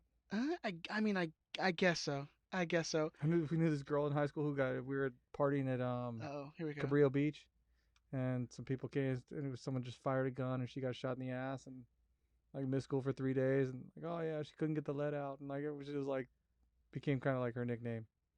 Was lead ass. Lead ass. Yeah. Oh my god, you guys are cruel, man. All right, moving on. Let's talk. Let's go into Big Tony's email. Thank you, Big Tony, for sending this in. We really appreciate Go ahead and get you. into Big Tony's email. Go ahead. What was that? Yeah, I want to hear Big Tony's. What do you have to say? Oh, because you got a point? Get out of here. By following the bookies, both Chris and Ben were able to grab a point with a loss prediction, but Ed, being hopeful, earned him nothing. Insert Willy Wonka clip right here. So Chris retains his 3-point lead over Ben, now with 15 points. Ed drops further off the lead, now 7 back from Chris. When he makes his comeback, it's going to be thrilling. It's not going to happen at this point. It was a disappointing week given the loss and only 25 people actually putting in valid responses. There were 2 entries without goal scorers, a name or email, so no way to match them up with the current participation list. Of those 25 entries, only 1 predicted a Galaxy loss. That's Nicholas W., whom predicted a 3-2 loss against for the G's. So he's the only one to grab a point, moving him into a tie for 6th with 11 points on the year, only 5 points behind the leaders. Interestingly, Nicholas was the only one to correctly predict a loss on match day 20 when we hosted the Smurfs, and then one of 2 who predicted a loss on match day 18 when we visited the Smurfs. So good on him. He just predicting loss every time now. I mean, the guy's actually he's saying the legitimate responses instead of like just being positive and going with his heart. Yeah. But if I go with my heart and I'm still wrong, so it doesn't really matter. No changes at the top. Still a 3-way tie between Ethan, Luis, and Richard. You can go to riotsquadcast.com for full standings. Where's that? riotsquadcast.com, where you find Slice of Bacon. You can find our T-shirt. You can find the prediction game. Cool you can stuff. find all kinds of cool stuff there. And also follow Big Tony on Twitter at BigTony_42. What's that? BigTony_42 on Twitter for all your reminders. He will give you multiple reminders to put in your scores. Gilbert, who forgot again to put it in. Did Andrew forget to put it in? He probably doesn't play anymore. Who cares? All right. Let's look forward to Atlanta. We're going to put this behind us. This is behind us We now. should just like tape the show and play it again next week because That's it's going to be probably like, yeah. Looking forward, Saturday afternoon, the G's travel to the East Coast to face Atlanta United, who currently sits second in the East with 36 points. Atlanta currently has 11 wins, 9 losses, and 3 wins. Wait, what? Oh, Big Tony messed up. 11 wins, 9 losses, and 3 ties, I'm assuming is what you're supposed to put. Which is similar to the G's record of 12 wins, 9 losses, and 1 draw. Where the differ is the goal differential. God damn it. The G's currently have a -1 goal difference, having scored 30 but allowed 31 in. Atlanta, on the other hand, have scored 38 while giving up 29, which is good for a +9 goal difference. That is the 3rd best goal difference in the league, only behind Chivas and New York City FC. The G's have only faced Atlanta twice in their history, coming away with losses both times, 4-0 and 2-0. However, Atlanta has only been averaging in their last 5. However, Atlanta has only been average in their last 5, earning 7 points with a draw, loss, win-win, loss. During that time, they gave up 9 goals, which might help the G's, who will be without Zlatan, Efrain Alvarez, and Polenta. Unfortunately, across those 5 games, they scored 14 goals, nearly 3 a game. Maybe if the G's are lucky, they can continue the win-loss streak as they won, then lost 8 games in a row. After that awful game in Portland, it's time for a win. But the G's defense and midfield looking terrible in their last game, plus the suspensions, how could we possibly win? That's the ultimate question, right? How can we possibly win? I'm thinking earthquake, flood. It's Atlanta, maybe fire. Or maybe just the team, Atlanta comes down with like food poisoning. Yes. And they have to play like their Atlanta Atlanta 2. Even that? I'm so worried Maybe about. we get a draw? Yeah. I would still be worried about playing Atlanta's second team. Yes. I mean, we're going to be playing our second team, so fuck, they should have to play their second team. That's totally fair, right? It would be fair. I mean, you know, if you're DeBoer, Hey, this is MLS, man. If you're DeBoer, just give your guys a rest. This is MLS. Where's the parity? They should play without 3 of their starters, right? Yeah, exactly. Just make it fair. No Joseph Martinez, no Pity No Pity, because Barco. apparently That's like true. Yeah, DeBoer hates that dude, so he's not playing him at all. Apparently they hate him too. If you listen to what was said at the All-Star game. Yeah. But, oh yeah, it's like there's like almost a players' revolt against DeBoer right now. yeah. I think he hates like the Latin players, is what I'm hearing. Fuck those motherfuckers. Because all those dudes who are like Joseph Martinez is coming out. I was like, yeah, I don't like that dude. Yeah, anybody that's got flair, he doesn't like. No. Yeah. Well, I mean, they made a mistake in Isn't hiring he him in the Dutch? first place. Yeah, he's Dutch. Why isn't he? He's supposed to like flair, man. Nah, he likes, what do you call it? Sexy football, dude. Yeah, but it's not flair like the Latins have. It's much more like consistency flair. White flair. Yeah. Exactly. Yes, it's white flair. That's what I'm hearing. Exactly. That's what I'm hearing. That's what it is, man. That's what it is. I mean, when all your Latin players are kind of revolting against you, man. It's called privilege flair. Privilege flair? Yeah. Oh, we got a call? Yeah. Oh. Do we got it? Hello, Yeah, caller. Who is this? There you go. Now it's Who is this? Hello? Hello? Yeah, yes. You're on. Hey, this is Jamesy. Hey, Jamesy, calling all the way from Budapest. Yeah, calling from Budapest. How's it going, sir? Budapest is fantastic. I love it here. I suggest everyone in Lars should come visit. By the way, if you recognize this voice, this is the Jamesy who did the Tupac rap with the Galaxy lyrics on the last week's episode. So you're pretty famous now, man. Very well done. Yeah, I used to be known as the hardest member of Lars, but then I moved. So anyway, visit Budapest, but I also want to visit something about the Portland game and the other games where we suck that bothers me. Yeah, man, go ahead. Lack of energy. Nope, did we lose? Yeah.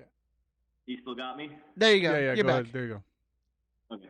Yeah, so there's all these games where we lose and we're embarrassed. There's like this lack of energy, and it's not even like the way we play our game, our strategy or tactics. It's like we come out and we're just flat, or we're just patient, or not urgent with anything.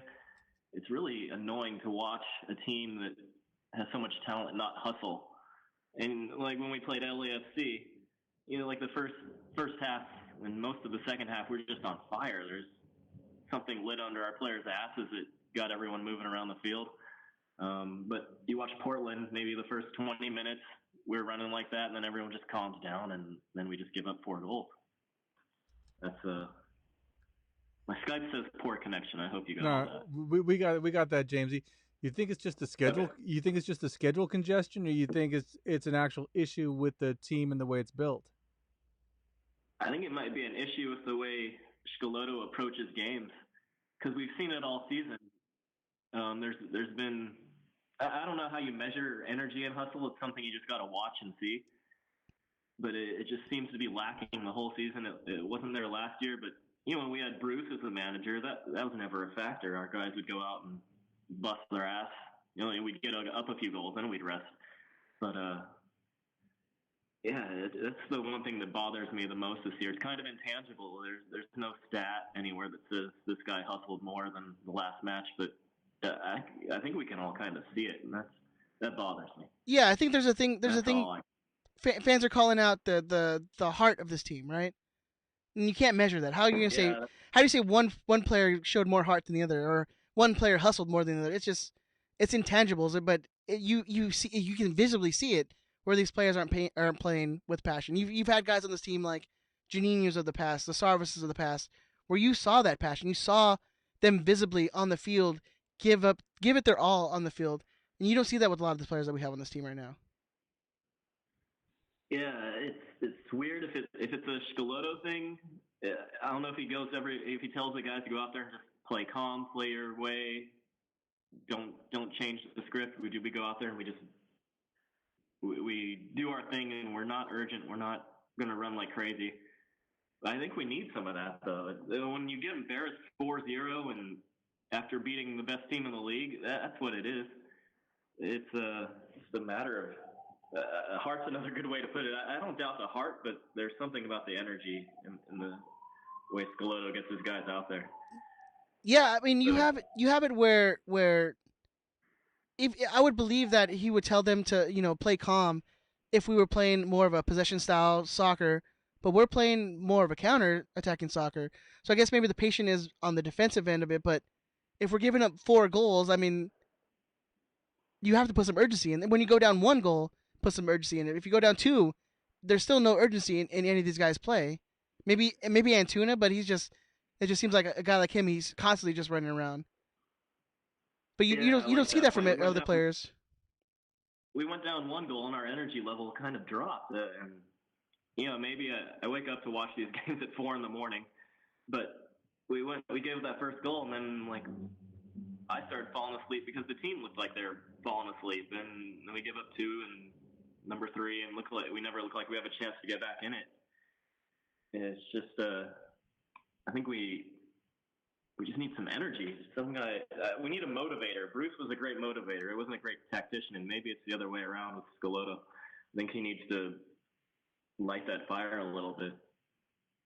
No, I agree. I mean, we've after before the LAFC game, and it's something we talked about where, losing both of the games against San Jose, where one of the things was, where is the passion for these guys? Where is the heart? Excuse me. Where's the heart from any of these players? And I think the problem. Yeah. I think the problem is.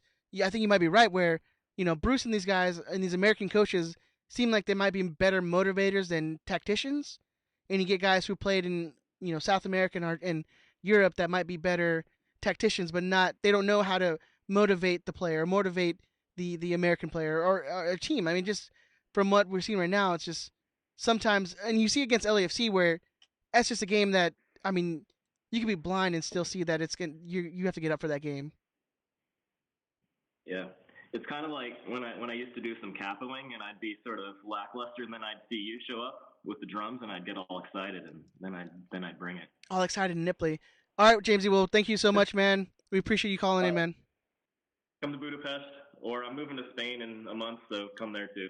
Bye, guys. All right, man. Have a good one. Thank you, Jamesy. We appreciate that. That's the infamous Jamesy. Once Capo Jamesy, now living in Budapest, soon to be, I think Mallorca, I think is where he's going. Yeah, Spain's way better than Turkey. I hear Budapest's really nice, though. It is. It's a nice city. It's got the historical atmosphere, her historical, what do you call it? Like architecture and everything? Yeah. It's cool. There's a lot of cities in Eastern Europe that are like Bilbao, that. He said. My bad. Not Mallorca. Still, Spain's way better. Want to talk lineups? Let's talk lineups. Oh, man. How the fuck is this team going to line up? Yeah, how is this team going to line up? So you got no Zlatan. You have no Zlatan. You have no Polenta. So do you think they do what they did with Minnesota earlier in the year? How could you do that, though? You have key guys who are both missing in your defense and your attacking. Okay, so you put Shelvik in there. Obviously, you can start with Bingham. You're gonna put Shelvik in, or Triori, and I mean, I think it's at this point I think so. Yeah, Bingham is a no-brainer. I think you bring back Shelvik in the left back position. Stay with Gonzalez and Stairs and Felcher. Yep. I think really the only change you might see is maybe a Zubak for Ibra. That would surprise me. I think. Do you think he still sticks with? I think Leggett comes in and starts, and I think that you're going to see. Let's see. You'll probably see the old midfield three of Corona, Leggett, and Dos Santos. So Araujo goes back to the bench. I think you're going to see Araujo go back to the bench. I think you're going to see probably a Boateng come in. Boateng and Tuna and. I mean, Kitchen was on the bench. You don't see him starting. Maybe. Would you want him to start on a plastic pitch like that? Probably not. There was a reason why he didn't play against Portland, I think. Yeah, well, yeah, but Portland they have probably the best plastic pitch. I mean, it's pretty freaking. It's still new. plastic though, man. Yeah.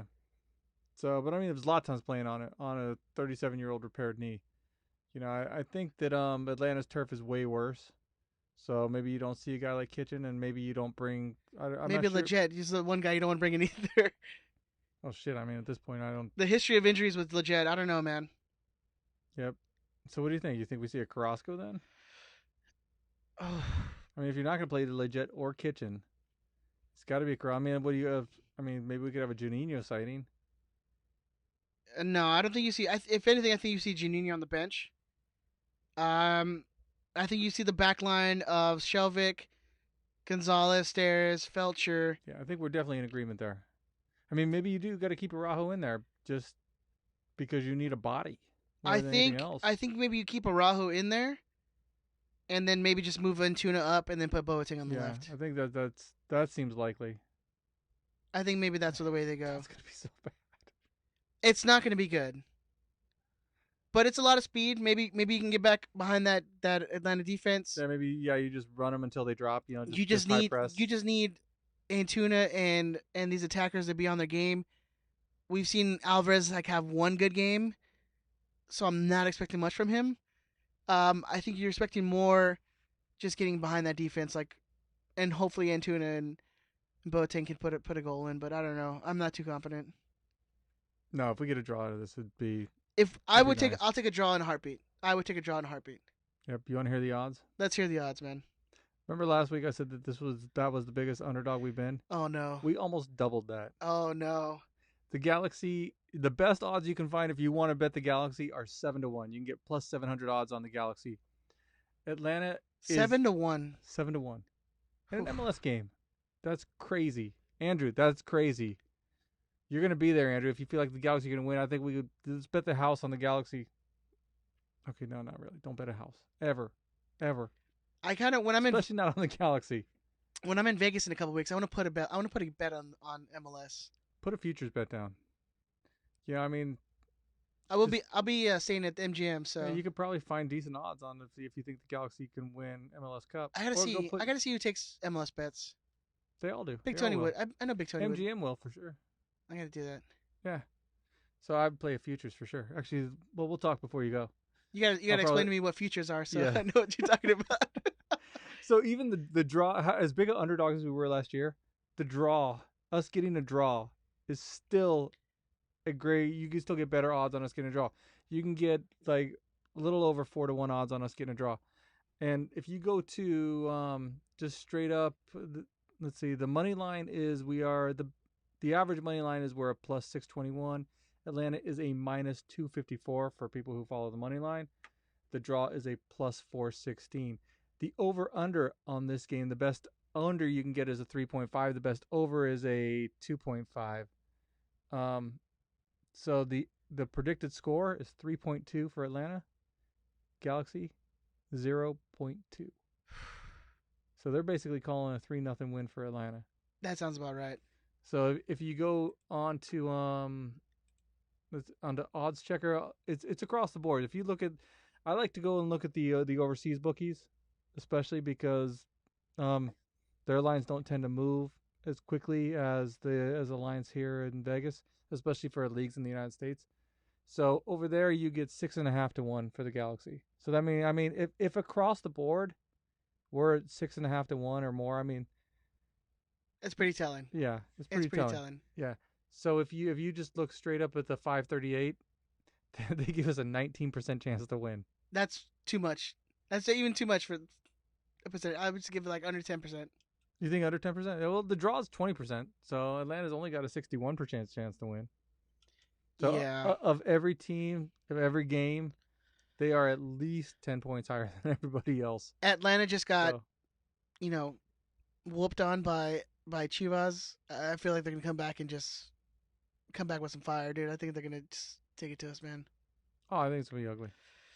So let's go at it. So I guess I go first. Chris Yeah, Chris has got a 0-0. he's got a 0-0 because he didn't even get in the score. He could have called us from Portland. He could have called and gave us his prediction, but That he, would've didn't- been- yeah, I mean, he didn't do that. He could have even So left a voicemail. I mean, yeah, he could have done. I mean, a number of options, Yes. but none of them. No. None of them. So I'm gonna go one better than what the bookies are giving us, and I'm gonna go another 4-0 loss. See, I like that. Because if we don't score, you get the goal scorers right. Yeah. So I'm actually going to go straight. I'm going to go chalk with the bookies. I'm going to say we lose 3-0. All right. So neither one of us got a goal scorer this week. Our good friend Rodrigo Rodriguez in the live chat saying that the G's have never beaten Atlanta. That changes this Saturday, and he called me an optimist. Called me optimistic. Hey, you know what, though? We just both agreed that we're going to lose. So we're not. Hey, we both agreed that we were going to lose against Chivas. What Yep. happened then? Exactly. What happened then?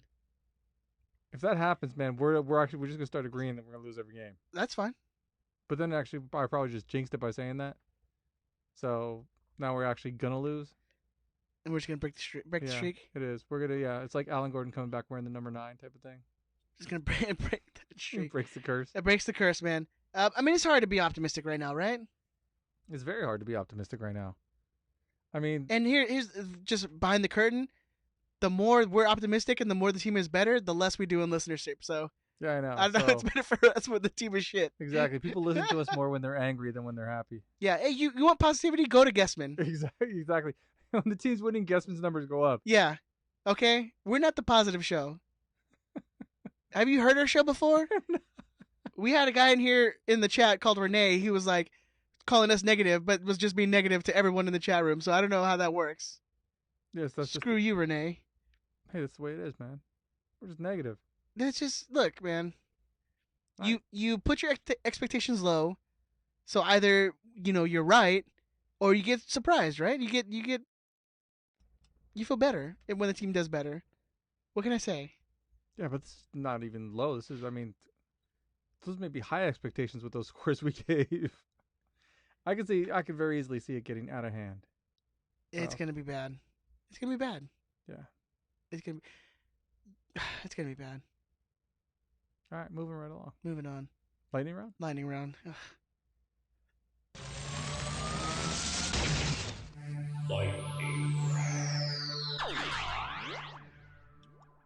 All right, Ben. Let's get some. Oh wait, sorry. Pew pew pew pew pew pew. Lightning round questions. Lightning round. All right, you put it out on Twitter yesterday that we weren't going to be live, and so we got some lightning round questions. So let's see. Well, I said we were going to be live the next day. Well, yeah. Well, did you say the next day? I yeah. just know that you said we weren't going to be live that day. All right. So we're going down a dark alley. You can only bring one Galaxy player with you for backup, and it can't be Zlatan because of his ninja skills. So who are you bringing? Current. Yeah, current. Because past, we all know who it is. Dima, dude, all day. Exactly. You want? Current. I'm probably going Polenta. Really? Yeah, yeah. That dude just seems hard, man. Like I just wouldn't mess with that dude. I don't know. Or maybe Bingham because he looks like he's like alt right.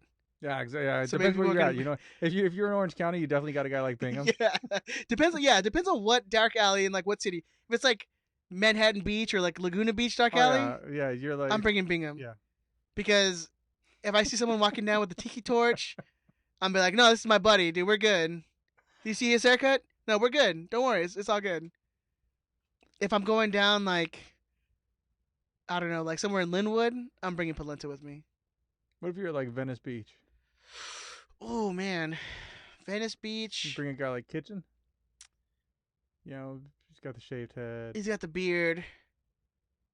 He's got a little white supremacist looking himself. Yeah, who am I bringing to Venice Beach? I don't know. That's a tough one. Maybe Steres, because he kind of looks like he blends in there. Because he kind of has like that California vibe. So it's like, it's chill, dude. What about a guy like Felcher? Come on, man. He would play. He's got that California vibe. Felcher seems like a puss, though, man. Yeah, but he seems like he's like don't punch me in the face. Puss, I don't know. It depends. I gotta post like 5 Instagram photos tomorrow. My sister wouldn't be happy. I knew that was coming. I just couldn't get the sister joke out in time. I feel like I've let people down. I didn't get the sister joke out first. I know. All right, next one. No, you don't even want to know who I'd pick? I don't care. Man. Just no, who would you pick? I know. I'd pick Stairs. He's big. He's ugly. I mean, come on. He's a good looking dude. What are you talking about ugly? Dude, Stairs is ugly. We're going to put a poll, man. When in doubt, put a poll. All right, next question. Okay, why don't the Galaxy stand up against the P word chant on goal kicks? Although I think they do. Yeah, I think, I mean, not to back up the organization too much, but I think from what I understand in the game against Cholos. TJ, they did it a couple times. Yeah, and I guess they had the PA announcer say, hey, stop saying that. Well, the only times that I hear it in the stadium now are against LAFC and against the Mexican teams that come up, so I don't know what to tell you. So speaking of Vegas, if the G's make it to the League's Cup final, which will be played in Vegas, are we going? What day is that? Do you know? No. If it's a weekend, I mean, maybe. I think it's a weekend. I think we should. Although I can't imagine it would be a weekend. I'd be down. Already booked, I'd be down for that. I'd be totally down for that. Hell, I'd be down to take a couple days off and go out there. All right, Ben's during the paying. week. Chris, I know you're probably gonna listen back to this. Ben's buying our Vegas trip. All right, but it's just us. It's for business, so you can write it off. It'll be business, but it's just us. Sure, No that's wives. Fine. That's fine. No wives. Yeah. Any truth to the Pavone rumor that it's done? So, as according to Twitter, as of today, also with our all of our favorite Kevin Baxter, saying that the Pavone is what he was reading some questions or what. Here was a tweet from Kevin Baxter. So here's the latest on Pavone to the LA Galaxy. It will be a loan through November with an option to buy. And so MLS Buzz on Twitter also saying that a reporter from Argentina is saying that Christian Pavone is traveling to LA on Thursday to join up with LA Galaxy. He's saying the terms of the deal, $2 million for the 1-year loan, which I don't know how that wouldn't make him a DP if it's a $2 million loan. Yeah, that can't be right then. So that wouldn't be right. But then a purchase option at the end of the loan. You know what though? Let me tell you this. Maybe it is.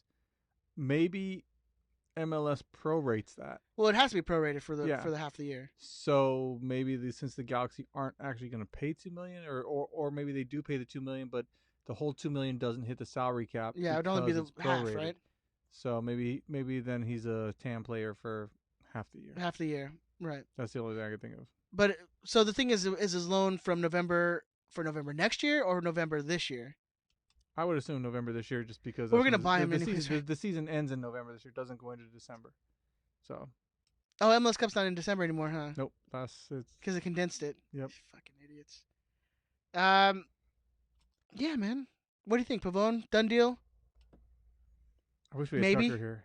Maybe, maybe not. With the way this deal is, I don't think you can call anything done. I know, but it sounds like it's been inching closer. It sounds like it's been done for a long time. But even when they said, "Hey, deal's off," it didn't ever seem like the deal was going to be off. And I honestly thought that over the weekend I thought, okay, they're just going to wait till the All-Star game to announce it. I'm like, the deal's done. He's definitely on his way. And then you hear everything, Monday, Tuesday, it's completely over, it's dead, it's fallen through, and then you hear today, oh yeah, it's back on, it's done. Who knows what the numbers are? I'm not sure we'll ever actually find out the numbers.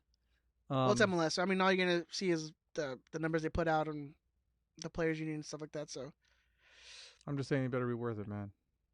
Yeah, at this point, it just seemed like a headache, man. I can't. Outside of when Beckham came, I don't know if there's another player that has been this hyped coming into the Galaxy. I mean, with Zlatan, yeah, it was hype, but we also knew he was coming off a knee injury. But it feels like it's hype from us and then Boca Juniors people. Yeah, but it's also anticipation. We tried and we tried and we tried, and this is the guy. It's almost like, I mean, we did everything we could. We threw everything at him, and we finally got the guy. So now he's got to perform. If he doesn't perform, right? He's got to, absolutely. Yeah, I honestly think that if he doesn't perform, it looks bad. Are we going to put too much pressure on him to perform, though? I mean, but we have to. He's got to. He's got to. He has. Yeah. There is no such thing as too much pressure at this point. So, this deal is technically not done. It seems like it is done. But until we see him holding up the jersey or holding up the scarf. Not to go too much Jason Davis, but yeah, that's the United States of soccer transfer axiom is that you do not believe it until the player is holding up a scarf or a jersey. Exactly. Because there's rumors also that Watford, who were interested in Pavone back in May, were rumored to him again, and Watford has way more money than us to spend on players. They're rumored to be back with trying to pick him up. Then, when the deal was "quote unquote" off, the Galaxy were after the player from Independiente. From where? Independiente. That was good. I got it right, bitch. Damn. No, I just like the accent you put on it. Yeah, hey. All of a sudden, you were a news anchor. I know. Guatemala. I know. So it looked like the Galaxy were already doing Plan B. And here we're back. What, they were trying not to get pregnant the next day? Yeah, exactly. Just don't have to worry about the wire hook and everything, Oh. Off the rails. It wouldn't be a show if we weren't off the rails at the end. And so one of our good friends, Maddie, who is the husband to one of our Patreon users, Amy, he put that Pavone is the known quantity. So you're knowing what you're getting from him. You know his upside. With the guy from Independiente, it's an unknown quantity, or whatever. You have no idea what his upside is. With Pavone, you know for a fact Yes. that guy's gonna play for you. He's gonna bring it for you. So is it worth paying the $20 million for him? Versus what was it like? Versus 6 million? 6 to 8 Yeah. million that was being reported for the player. I don't know. Who knows? Maybe we could do from Independiente in the offseason. So what would so we get? Say we sign So Pavone. that was another question. What's the number of goals? He's got 12 games. What's the number of goals that justifies an $18 million transfer? I guess what are we using him for though? If he's playing on the wing. But okay, and that's the other question: is do we now bring in Pavone? Does that instantly change us to a 4-3-3 team? No, because Zlatan can't play that. I would say more of like a 4-4-2. Well, who's going to play up top with Zlatan? Pavone. I don't know. I think if you have that tight or the tight midfield, and then play almost like you could sort of call it a 4-3-3 with both wingers up high and wide outside. But it's really realistically the same formation as a 4-2-3-1. You know, you're just pushing instead of having. So say we stick with the formation we have now. Yeah, where do you put him? You play him on the right. And then you keep Antuna on the left, and yeah. So essentially, how many goals do you think he scores? I mean, basically, you're just going to force. It's not going to make 12. So 12 games, right? Yeah, 12 games. But listen, it's not going to. It's not going to change too much the way teams defend us because Antuna's not enough of a threat to draw people away from Pavone. You know, I mean, yeah, you just slide an extra guy over. It's still going to take Jonah or somebody stepping up in the middle to force an attack through the middle as well to keep other teams honest. Well, that's Alvarez's job, right? That's Fabio's job, but I don't expect that to. Well, maybe he comes in with another Argentinian and he plays better. Yeah, we'll see. But if you're talking about success for Pavone in the last 12 games, which technically 11 because he's not playing against Atlanta. So how many goals? If he has 11 games, I'm thinking if he puts up 11 games, if he has at least 8 to 10 goals and assists, like combined. I was gonna say I think he's got to have 11. I think he's got to have at least one per goal or assist per. That's a lot to put on someone who's not even gonna be with the team for like a week before his first game. Still, I mean, but you're gonna pay $18 million for him in this league. I think around 9 to 10 is probably feasible. I think 9 to 10 is well.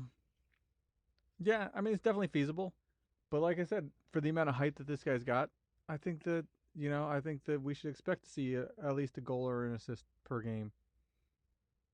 That's a lot to put on somebody. Even his caliber. All he's got to do is cross the ball to Zlatan. Yeah, but he's got to also be put in the positions where he's going to be able to do that successfully. Yeah, and that's my fear. That's my biggest fear is that this one guy does not help us. Although with Alessandrini getting healthy, I mean, you move Alessandrini over to the left where we've seen him. He's a known quantity on the left. You know, he can break people down and he can cross the ball. And then move Antuna into the middle, and then bench Fabio. No, you move Antuna to the bench, dude. Yeah, I know. Look, I trust Fabio. I trust Antuna in that middle over Fabio. I don't. Even though he never plays that position, I would. He's bad. He's bad. At that point, we just go to a 4-2-2, move Antuna up top. Yeah, there you go. You can do that. I'd be down for that. All right. Anything else? Yeah, we do. Oat milk or almond milk? Almond milk. Vanilla. I've never had oat milk. I mean, but it's vanilla almond milk, but yeah. the 50-calorie one, not the super high one, but not the super unsweetened one. I think I get unsweetened. Really? Just because I use it for my cereal, so the cereal sweetens it anyways. Well, what kind of cereal are you eating? Usually like a Honey Bunches of Oats. Really? Yeah. That's a lot of sugar in that thing, man. Really? Look at me, dude. Do you think I'm really concerned about the sugar content in the Honey Bunches of Oats? You look much more like a Captain Crunch guy to me. No. Maybe even the Crunch Berries. No, if I'm going like a super sugary cereal, Frosted Flakes. I do love Lucky Charms. Magically delicious. Oh yeah, all in my mouth. Delicious all over my mouth. How can I get my hands on a... Guillermo wants to know how he can get his hands on a Lars scarf. He can come to the game and go visit the merch. Yeah, I don't know if they have any scarves right now, but I have a bunch of scarves that are Galaxy related. If you want one, I'll give you one. They're in a All right. box somewhere in my house. Ramsey said the energy at the El Trafico was electric and the G's performance was phenomenal. Do you think the Galaxy make as much an effort to put the fans in the stands? It doesn't read very well, Ramsey's. I think it's comes down to more of like the fans, right? I mean, at this point, like Yeah, I think it's up to the fan. I mean, you know what? they obviously showed up to one game this year.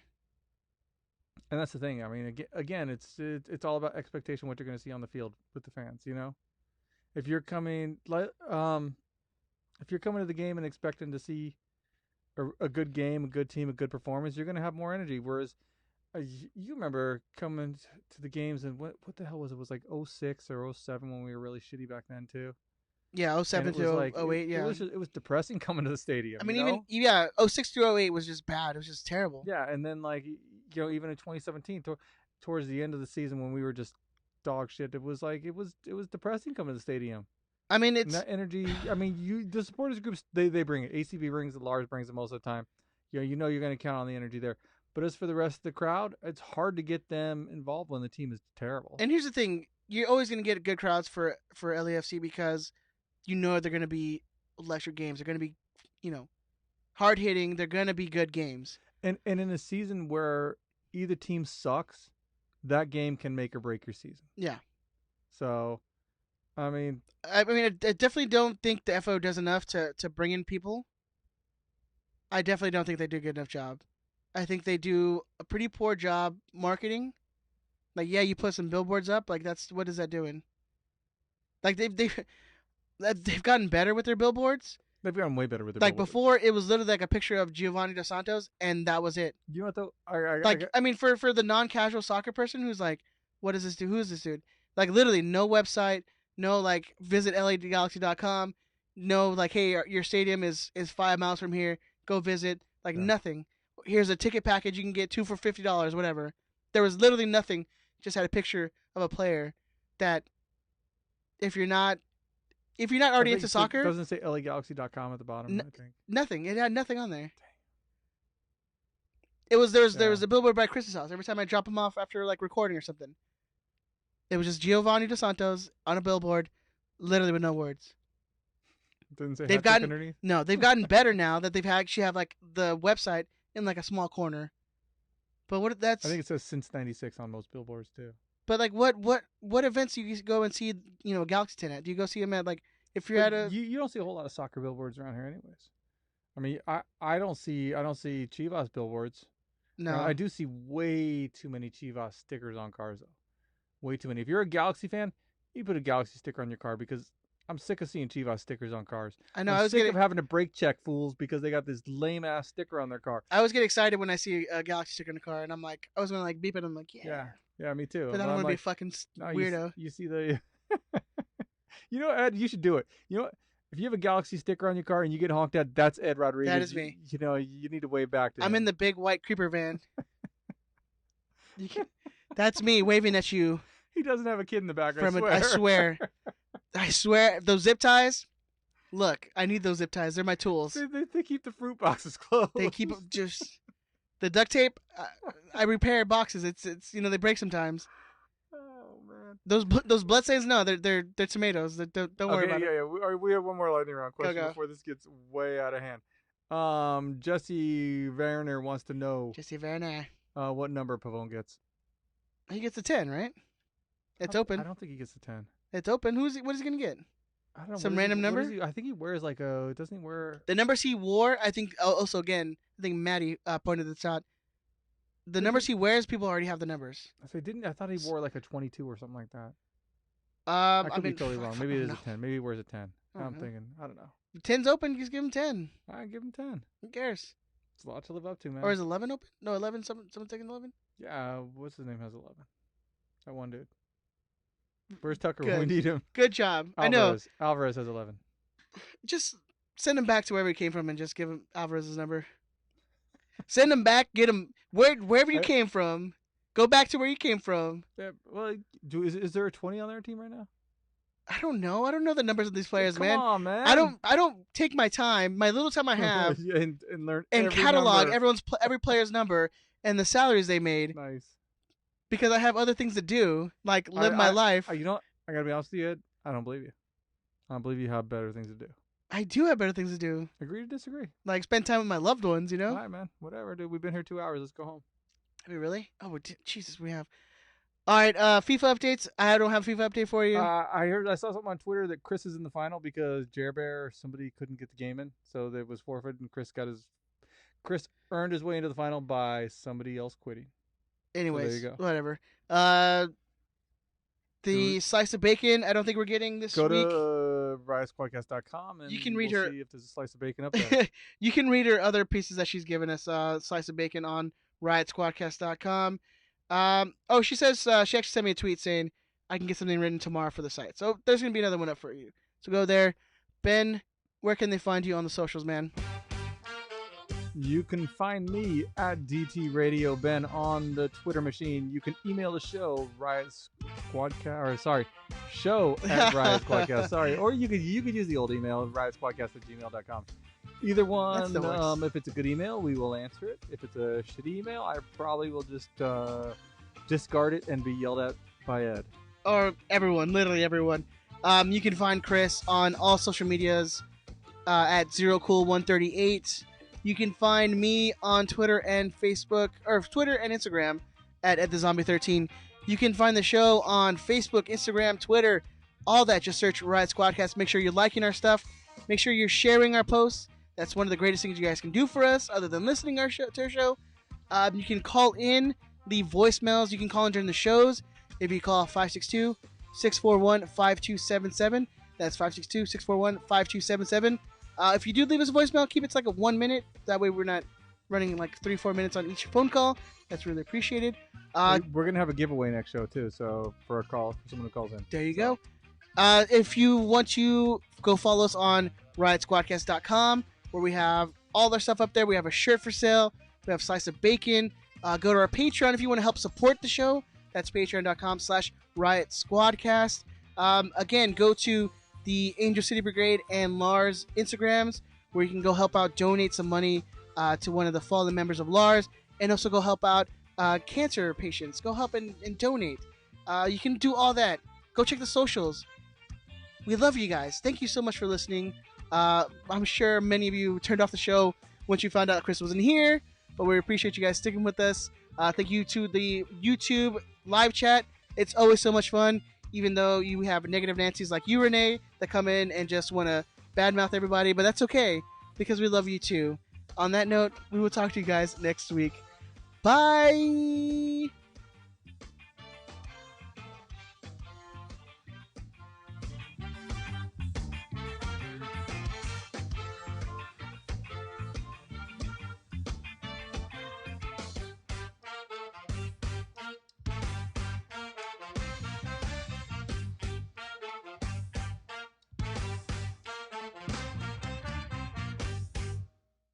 Fuck you, Brian.